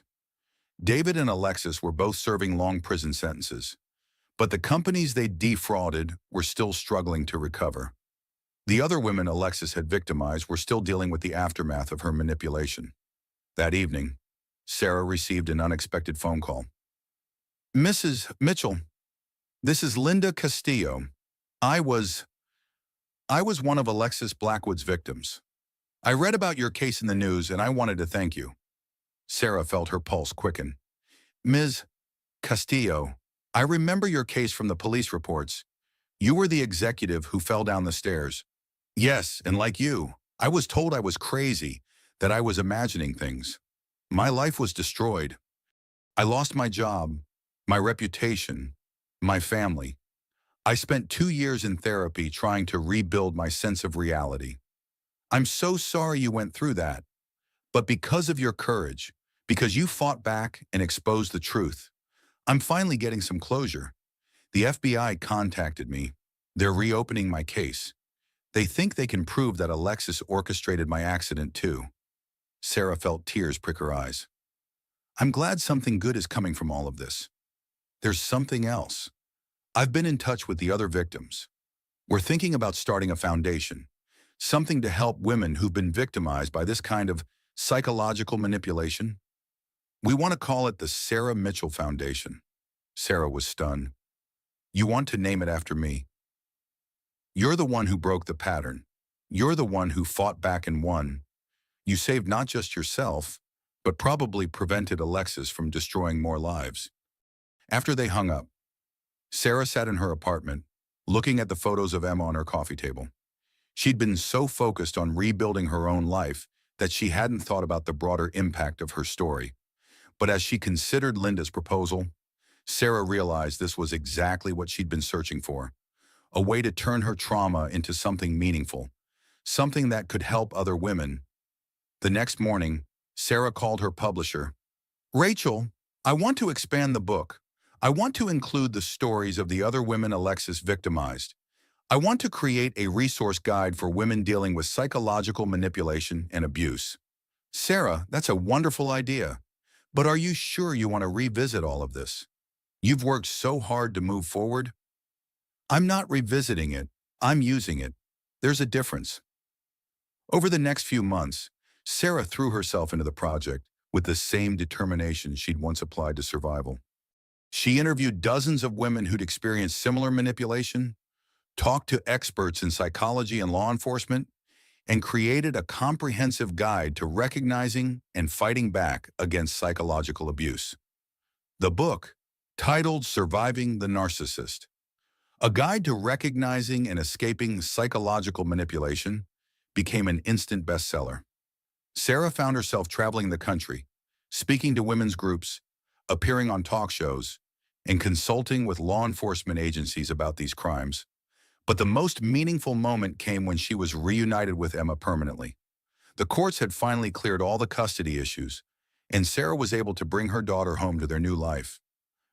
"Welcome home, baby girl," Sarah said, carrying Emma into their apartment. "This is where we're going to build our new life together." Emma, now 8 months old and crawling everywhere, seemed to approve of the space. She explored every corner, babbling happily as Sarah watched with wonder. That evening, as Sarah was giving Emma a bath, her phone rang. It was Detective Rodriguez. "Sarah, I thought you'd want to know. We got a call from the FBI. They're opening a federal investigation into Alexis Blackwood's activities. They think she may have victimized women in other states too. How many women? They're not sure yet, but your case broke open something much bigger than we initially realized. You may have saved dozens of women from going through what you experienced." After they hung up, Sarah looked at Emma, who was splashing happily in the tub. "You know what? Little one mommy's story isn't over yet. We're just getting started." The Sarah Mitchell Foundation officially launched 6 months later, with Sarah as the founding president and Linda Castillo as the executive director. They provided legal resources, psychological support, and financial assistance to women dealing with psychological manipulation and abuse. The foundation's first major initiative was a training program for law enforcement officers, teaching them to recognize the signs of psychological abuse and to understand why victims often seem unreliable or unstable. The goal isn't just to help women escape these situations, Sarah explained to the officers during one training session. It's to change the system that allows these predators to operate. When we dismiss women's concerns as hysteria or paranoia, we're enabling the abuse. Sarah also started a support group for women in similar situations, meeting every week in the community center near her apartment. The group grew from 5 women to over 30, and Sarah found that helping others helped her continue to heal. One evening, as Sarah was leading the support group, a young woman raised her hand. "Sarah, I have a question. How do you know when you're being too paranoid? How do you know when your concerns are legitimate and when you're just being oversensitive?" Sarah looked around the circle of faces, women of all ages and backgrounds who'd been victimized by similar manipulation. "Trust your instincts," she said. "If something feels wrong, it probably is. The people who love you should never make you doubt your own reality. And if someone is trying to convince you that you're crazy, that's usually a sign that you're actually seeing something very clearly." After the meeting, Sarah walked home through the city streets, pushing Emma in her stroller. The autumn air was crisp, and the lights of the city twinkled around them. "You know what, Emma," Sarah said, looking down at her daughter. "I think we're going to be okay. More than okay, I think we're going to be amazing." Emma babbled in response, and Sarah chose to interpret it as agreement. As they reached their apartment building, Sarah reflected on the journey that had brought them here. A year ago, She'd been a broken woman, trapped in a house with a man who'd been planning to destroy her. Now she was a successful businesswoman, a best-selling author, the founder of a foundation that was helping women across the country. But most importantly, she was Emma's mother, and she was raising her daughter to be strong, independent, and unafraid to fight for what was right. The nightmare was over. The real life was just beginning. 2 years after the trial, Sarah was living the life she'd always dreamed of, but never dared to hope for. Her book had become a bestseller. The foundation was thriving, and Emma was a happy, healthy toddler who filled every day with laughter and wonder. Sarah had even begun dating again, carefully, slowly, with a man named Marcus who was a therapist specializing in trauma recovery. He understood her story, respected her boundaries, and seemed genuinely committed to supporting her healing journey. "I never thought I'd be able to trust anyone again," Sarah told Dr. Vasquez during one of their sessions. "But Marcus is different. He doesn't try to fix me or manage me. He just accepts me. That's what healthy love looks like," Dr. Vasquez replied. "It's not about control or possession. It's about mutual respect and support." Sarah nodded, feeling grateful for the therapy that had helped her rebuild her sense of self-worth and her ability to form healthy relationships. But even as her life flourished, Sarah couldn't shake the feeling that something was still lurking in the shadows. David and Alexis were both serving long prison sentences, but Sarah had learned to be cautious, to pay attention to her instincts. Those instincts proved correct when she received a call from Detective Rodriguez on a Tuesday morning in March. "Sarah, I need to tell you something. Alexis Blackwood is being released from prison next month." Sarah felt her blood run cold. "What? How is that possible? She was sentenced to 15 years. "She's being released early for good behavior. And Sarah, there's something else. She's been corresponding with someone on the outside, someone who's been helping her plan for her release. Who? We don't know yet. The letters are being sent through a lawyer, so they're privileged communication. But Sarah, I think you need to be careful. Take some precautions." That evening, Sarah sat in her apartment, watching Emma play with her toys, trying to process this news. She'd thought this chapter of her life was closed, that she and Emma were finally safe. But apparently, the story wasn't over. Sarah called Marcus, her voice shaking as she explained the situation. "I'll come over," he said immediately. "You and Emma shouldn't be alone right now." "Marcus, I can't ask you to get involved in this. It's dangerous." Sarah, you're not asking. I'm offering. We're together now, which means your safety is my priority too." As Sarah waited for Marcus to arrive, she went through her apartment, checking locks, closing curtains, making sure everything was secure. She hated feeling this way again. Paranoid, hypervigilant, afraid. Emma sensed her tension and began to fuss, reaching up to be held. Sarah scooped her up, kissing her forehead. "It's okay, baby. Mommy's just being careful." Marcus arrived within an hour, bringing takeout dinner and a calm presence that helped Sarah feel less alone. They ate together, Emma babbling happily in her high chair, and for a moment, Sarah almost felt normal again. But that night, as they were putting Emma to bed, Sarah's phone rang. The caller ID showed an unknown number. "Don't answer it," Marcus said, but Sarah was already reaching for the phone. "Hello, Sarah." The voice was familiar, cold and filled with a hatred that made Sarah's skin crawl. "Did you miss me? Alexis. I told you I'd be back. I told you this wasn't over." Sarah's hands were shaking. "You're supposed to be in prison. Not anymore. And Sarah, I've had 2 years to think about what you did to me. 2 years to plan my revenge. What do you want?" "I want my life back. The life you destroyed. The man you stole from me. The future you ruined."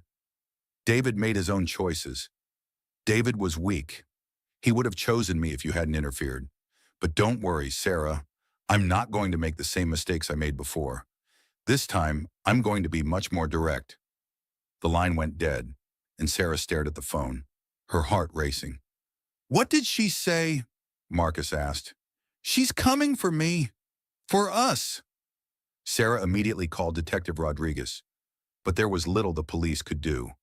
Alexis hadn't made any specific threats, and as long as she stayed away from Sarah and Emma, she wasn't technically violating any laws.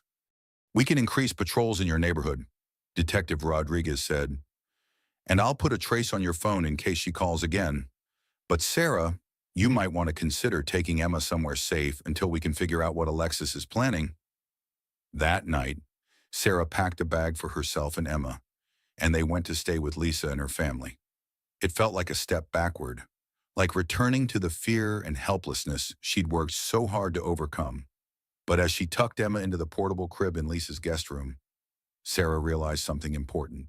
She wasn't the same woman who'd been terrorized 2 years ago.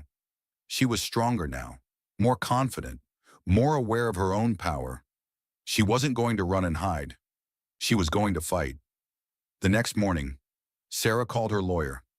I want to know everything about Alexis's release. Who authorized it?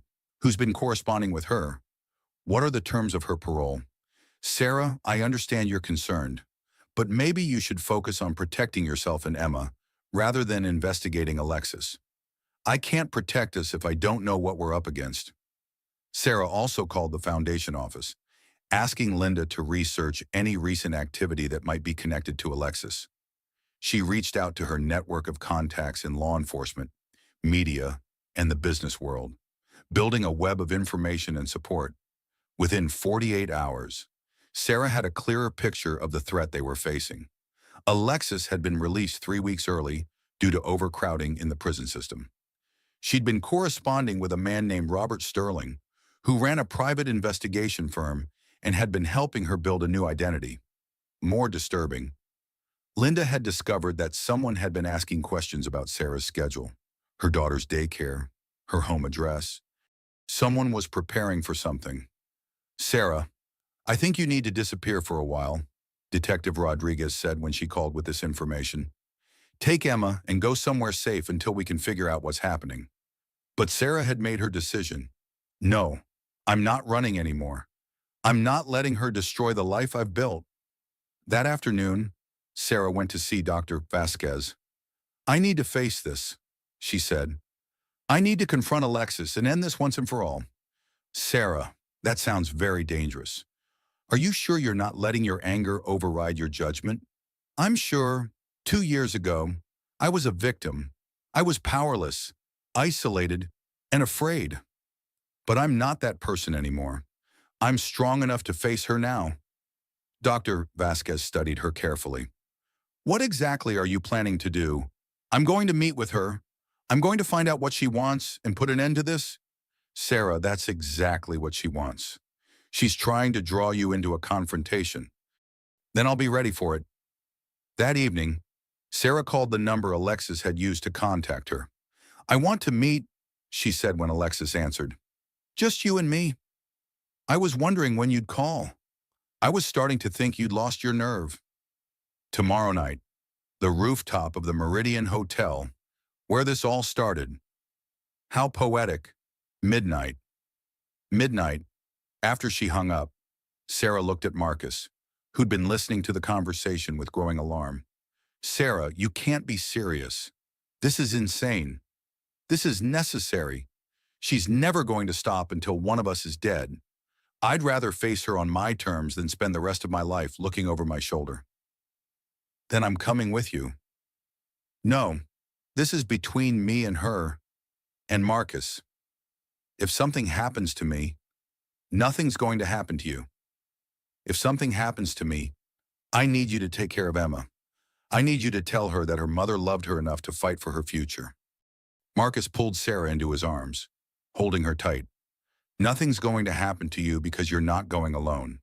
I'll be there, watching from a distance, and so will the police. Sarah nodded, feeling grateful for his support, but knowing that ultimately, this was her fight to finish. The next evening, Sarah stood on the rooftop of the Meridian Hotel, looking out over the city lights. She was wearing a wire, and Detective Rodriguez was positioned in a nearby building with a sniper's scope, ready to intervene if necessary. At exactly midnight, Alexis appeared from the stairwell. She looked older, harder, but her eyes burned with the same cold hatred Sarah remembered. "Hello, Sarah. You look good. Success suits you. What do you want, Alexis? I want you to know that you haven't won. You may have destroyed my life, but I'm going to destroy yours too. My life isn't destroyed. I'm happy. I'm successful. I have a beautiful daughter and a man who loves me. For now, but accidents happen. Sarah, children get sick. Businesses fail. Men leave." Sarah felt the familiar chill of Alexis's manipulation, but this time, she was ready for it. "Are you threatening my daughter?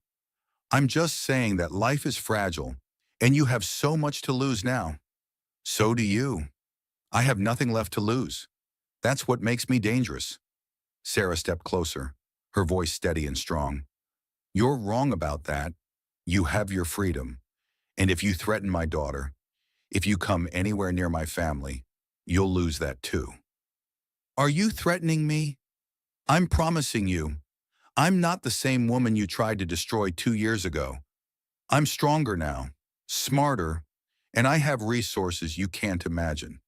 If you want to restart this war, I'll finish it."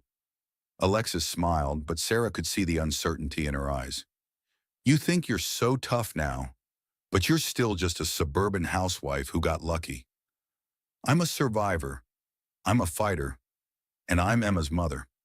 That makes me more dangerous than you'll ever be." For a moment, the two women stood facing each other on the rooftop, the city sprawling below them, the wind whipping around them. Then Alexis made her move. She lunged forward, a knife appearing in her hand as if from nowhere. But Sarah was ready. She dodged to the side, and Alexis stumbled past her, off balance. "It's over, Alexis," Sarah said, backing away. "The police heard everything. You just threatened my life and my daughter's life." But Alexis wasn't finished. She turned, the knife still in her hand, and started toward Sarah again. "You destroyed my life," she screamed. "You took everything from me. You destroyed your own life. You made your choices. I'm going to make you pay." But as Alexis raised the knife, she heard the sound of footsteps on the stairs. Detective Rodriguez and two other officers burst through the door, weapons drawn. "Drop the knife now." Alexis looked around wildly, realizing she was trapped. For a moment, Sarah thought she might surrender. Instead, Alexis turned back to Sarah, the knife raised high. "If I can't have my life back, then you don't get yours either." But Sarah was no longer the helpless victim Alexis remembered. She stepped forward, grabbed Alexis's wrist, and used her momentum to send her stumbling backward. This time, when Alexis fell, Sarah was ready. She had planned for this moment, prepared for it, and when it came, she was strong enough to survive it. Alexis hit the ground hard, the knife clattering away across the rooftop. The officers were there instantly, restraining her, reading her rights. "It's over," Detective Rodriguez said to Sarah. "She's going back to prison, and this time, she won't be getting out." Sarah looked down at Alexis, who was crying now, her mask of control finally slipping away. "I'm sorry your life didn't turn out the way you wanted," Sarah said quietly. "But you can't blame me for the choices you made." As the officers led Alexis away, Sarah stood alone on the rooftop, feeling the weight of the past 2 years settling on her shoulders. She had survived. She had protected her daughter. She had won. But more than that, she had become the woman she was meant to be. Strong, independent, unafraid to fight for what was right. The nightmare was finally over, and Sarah Mitchell was free. 3 years had passed since that confrontation on the rooftop. Sarah stood in her corner office at Mitchell Chen Marketing, looking out at the Manhattan skyline, feeling a deep sense of satisfaction.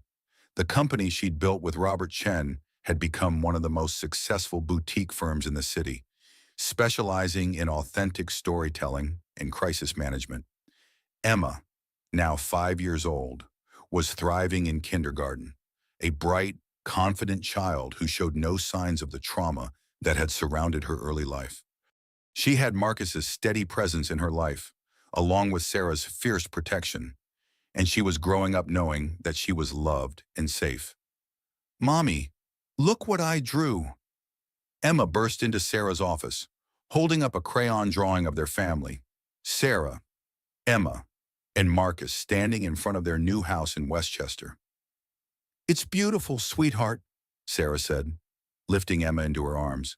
"Tell me about it." "That's our house, and that's our dog Buster, and that's you and me and Marcus. We're all smiling because we're happy." Sarah felt tears prick her eyes. Emma's innocent perspective on their life was exactly what she'd fought for, a child who knew stability, love, and safety. "Are you ready to go home?" Sarah asked. "Yes, Marcus is making spaghetti tonight." As they drove to their house, a modest colonial that Sarah had chosen specifically because it felt like home rather than a showplace, Sarah reflected on how much had changed. She'd married Marcus the previous year in a small ceremony with just family and close friends.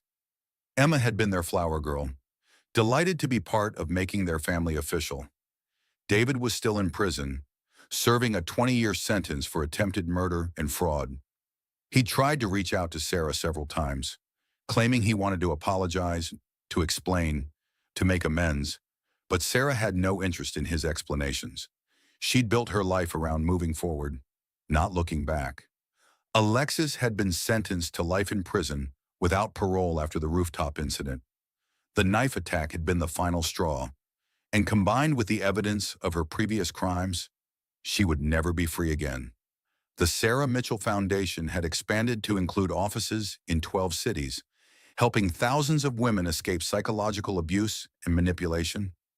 Sarah's book had been translated into 15 languages, and she'd become a sought-after speaker on the topic of resilience and recovery.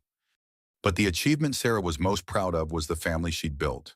Emma had two parents who loved her unconditionally, a stable home, and the knowledge that she was safe and valued.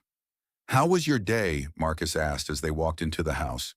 He was already starting dinner, and the smell of garlic and herbs filled the kitchen. "Good, we landed the Morrison account, and I had a great call with the publisher about the second book." "And how was school?" "Emma, I learned about butterflies. They start as caterpillars, and then they change into something beautiful." Sarah and Marcus exchanged a look. "That's called transformation," Sarah said. "Sometimes we all go through changes that make us stronger and more beautiful." After dinner, as Marcus helped Emma with her homework, Sarah went to her home office to work on her second book. This one was about rebuilding after trauma, about creating a life of purpose and meaning from the ashes of destruction. She was deep in writing when the doorbell rang. Sarah glanced at the clock. It was 9 p.m., late for unexpected visitors. "I'll get it," Marcus called from the living room. Sarah heard the door open, followed by muffled conversation. Something in Marcus's tone made her pause, her fingers hovering over the keyboard. "Sarah," Marcus called, "could you come here? Please." Sarah walked to the front door to find Marcus talking to a young woman who looked vaguely familiar. She was about 25, with dark hair and nervous eyes. "Sarah Mitchell?" the woman asked. "My name is Rebecca Sterling. I think we need to talk." Sarah felt a chill run down her spine. Sterling. That was the name of the private investigator who'd been helping Alexis. "What do you want?" Sarah asked. "I'm Robert Sterling's daughter, and I have something that belongs to you." Rebecca held out a sealed envelope with Sarah's name written on it in familiar handwriting. Sarah's heart sank as she recognized the writing. "It's from Alexis," Rebecca said. "She asked me to deliver it to you personally." Sarah stared at the envelope, her hands shaking slightly. "She's in prison. How did she—" "She's dead," Rebecca said quietly. "She died 3 weeks ago. Suicide. But before she died, she asked me to bring this to you." Sarah felt Marcus's hand on her shoulder, steadying her. She took the envelope, her mind racing. "Why you?" she asked. "Why would she trust you with this? Because I know what she did to you, and I know what my father did to help her." Rebecca's voice was filled with shame. "I wanted to apologize, My father was dying when Alexis contacted him from prison. She convinced him to help her one last time, and he was too weak to refuse. What kind of help? She had him research everyone in your life, your routine, your work, your family. She was obsessed with you, Mrs.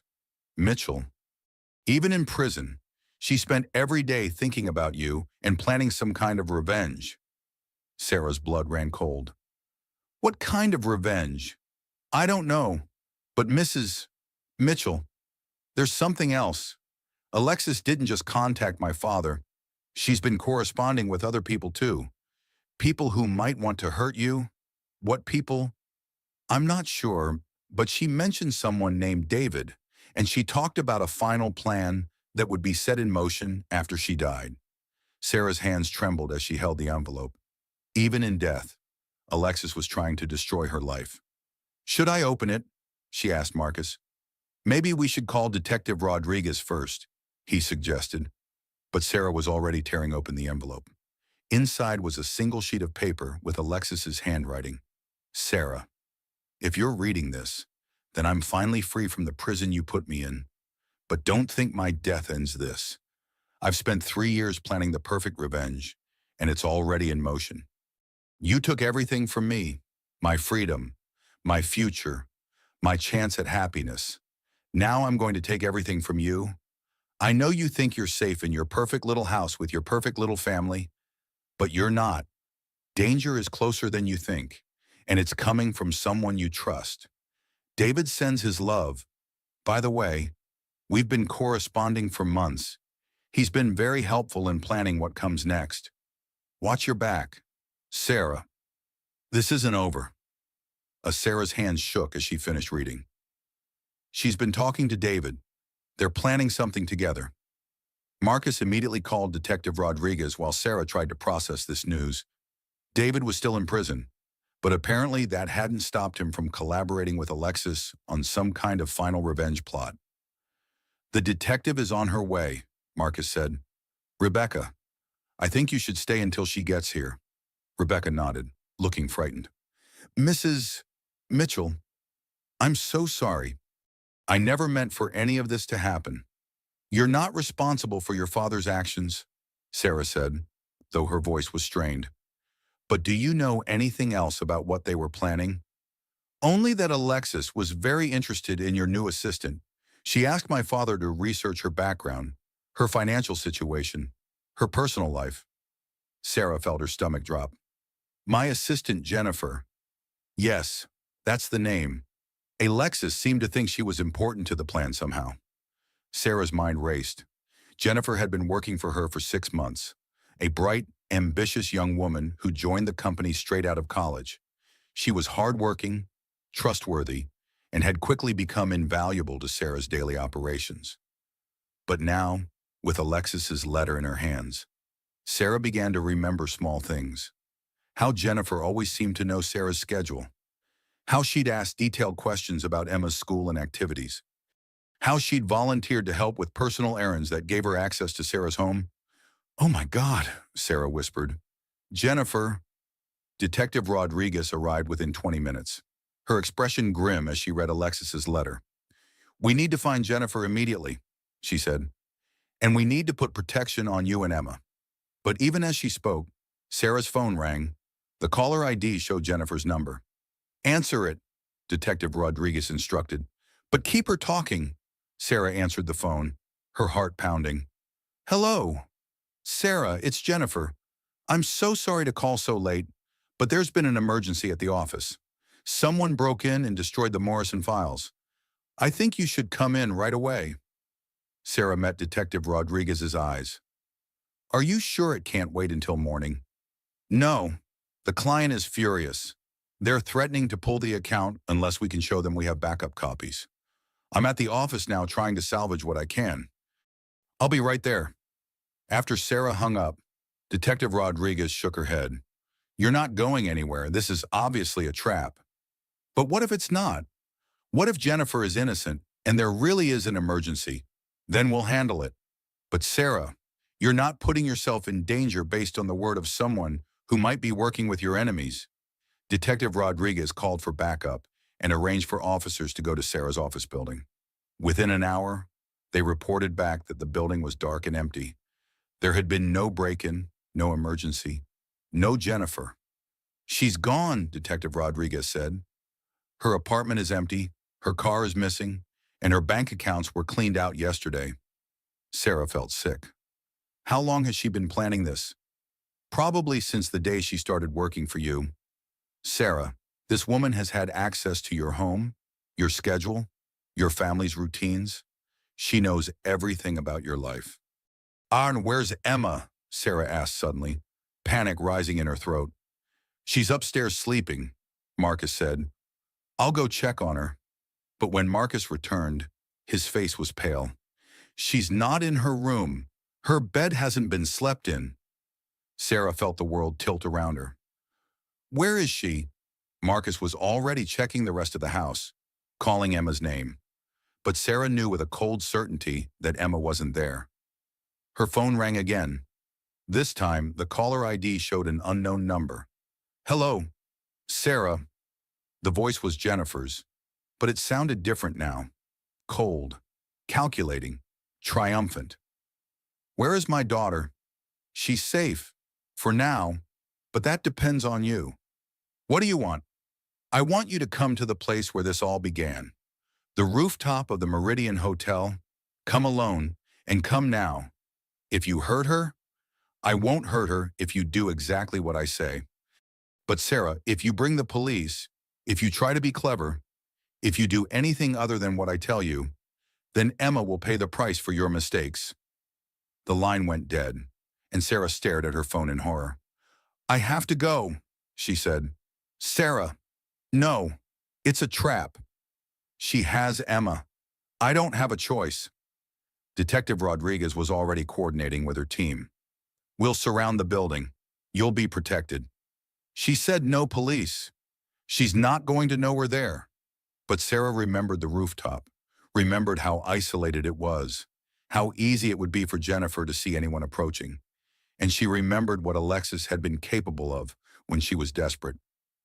"I'm going," Sarah said. "But I'm going alone?" "Sarah, that's suicide." "No, it's being a mother. Emma is everything to me. I won't risk her life." An hour later, Sarah stood in the elevator of the Meridian Hotel, riding up to the rooftop where her nightmare had begun 3 years ago. She was unarmed, alone, and terrified. But she was also determined. Emma was all that mattered now. Everything else was secondary. The elevator doors opened, and Sarah stepped out onto the rooftop. The city lights twinkled below, and the wind whipped around her, just as it had that night when Alexis had pushed her over the railing. "Hello, Sarah." Jennifer stepped out of the shadows, and Sarah could see Emma in her arms, the little girl's eyes wide with fear, but unharmed. "Mommy!" Emma cried out, reaching for Sarah. "Let her go," Sarah said. "This is between you and me." "You're right, it is. But first, I want you to understand something. Alexis didn't just plan this revenge. She gave me a choice. I could help her destroy you, or I could watch my own family be destroyed." "What are you talking about?" "My real name is Jennifer Blackwood. Alexis was my sister." Sarah felt her world shift. "Your sister?" "She was the only family I had left, and you destroyed her. You sent her to prison. You drove her to suicide, and you ruined any chance I had of a normal life. Your sister was a criminal. She tried to kill me. My sister was brilliant and ambitious, and she was destroyed by a system that protects women like you. Privileged, suburban, entitled women who think they deserve everything handed to them." Sarah took a step closer. "Jennifer, I understand you're angry, but Emma is an innocent child. She has nothing to do with this. She's your daughter. That makes her everything to do with this. What do you want?" "I want you to feel what Alexis felt. I want you to lose everything you love, everything you've built, everything you think makes you safe." Jennifer moved closer to the railing, Emma still in her arms. "Alexis fell from this roof because of you. It seems fitting that your daughter should follow the same path." "Please," Sarah said. her voice breaking. Please don't hurt her. Take me instead. Oh, I'm going to take you too. But first, I want you to watch your daughter fall. I want you to feel that helplessness, that despair, that complete and total loss of control. Sarah looked at Emma, her beautiful, innocent daughter, and felt a rage unlike anything she'd ever experienced. This woman, this monster, was threatening to kill her child as revenge for crimes she'd never committed. You're not going to hurt her, Sarah said, her voice steady now, filled with a mother's fierce determination. And how are you going to stop me? Like this? Sarah launched herself forward, using every ounce of strength she possessed. She collided with Jennifer, sending them both stumbling backward, but Jennifer's grip on Emma loosened. Run, Emma! Sarah shouted as her daughter scrambled away from the struggle.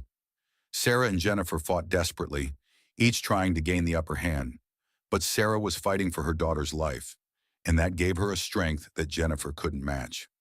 In the end, it was Jennifer who lost her balance, who fell backward toward the railing. But unlike Alexis, Jennifer didn't fall alone. She grabbed Sarah's arm as she went over, trying to pull her down too. For a moment, Sarah teetered on the edge, looking down at the city lights far below. But then she heard Emma's voice calling for her, and she found the strength to pull herself back up. Jennifer wasn't so lucky. She fell silently, her scream lost in the wind. Sarah collapsed on the rooftop, her whole body shaking, and Emma ran into her arms. Mommy, I was so scared. I know, baby, I know. But we're safe now. We're both safe. Detective Rodriguez and her team arrived moments later, having heard the commotion from their positions in the building. They found Sarah and Emma huddled together on the rooftop, both crying, but both alive. It's over, Detective Rodriguez said. This time, it's really over. But as Sarah held Emma close, she realized that it wasn't about the danger being over. It was about the strength she'd found to face it. She'd survived David's betrayal, Alexis's attempts to destroy her, and now Jennifer's quest for revenge. Each time, she'd emerged stronger, more resilient, more determined to protect the people she loved. Are we going home now? Emma asked. Sarah looked out over the city, at the lights that no longer seemed threatening but hopeful. Yes, baby, we're going home. And for the first time in 3 years, Sarah knew that home would truly be safe. The nightmare was finally over. The war was won, and Sarah Mitchell had emerged victorious. Not because she'd destroyed her enemies, but because she'd refused to let them destroy her. She was a survivor. She was a mother. She was free. The end. Epilogue. 5 years later, Sarah sat in her publisher's office, signing copies of her third book, Unbreakable: A Mother's Journey from Victim to Victor. The book had debuted at #1 on the New York Times bestseller list and had been optioned for a major motion picture. The response has been incredible, her editor was saying. We've gotten letters from thousands of women who say your story gave them the courage to leave abusive situations.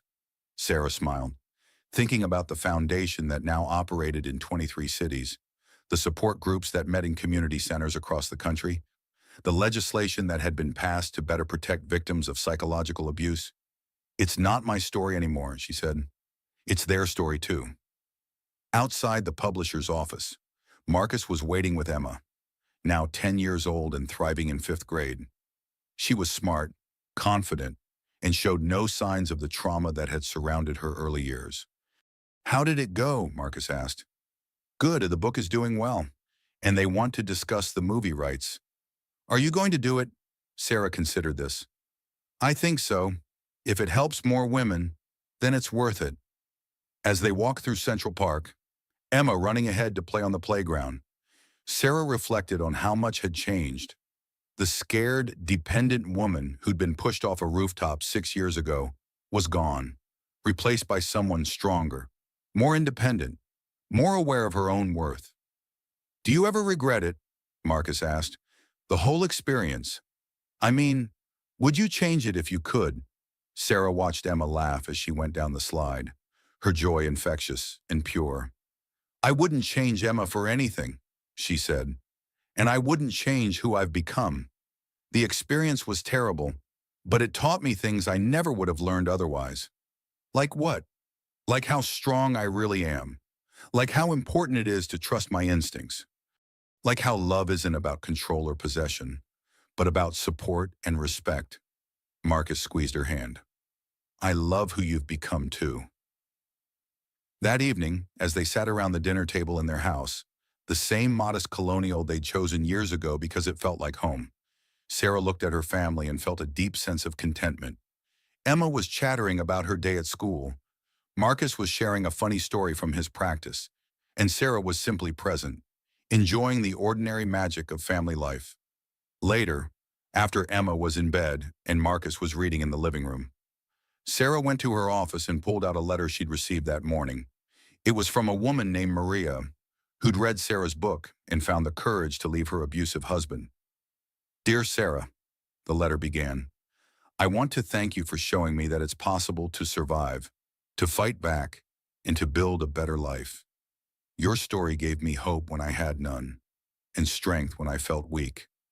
Because of you, my daughter and I are safe now. We're free. Sarah wiped away a tear and filed the letter with the hundreds of others she'd received over the years.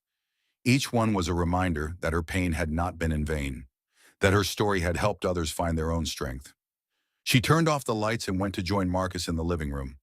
Emma was safely asleep upstairs. The house was secure, and tomorrow would bring new challenges and new opportunities.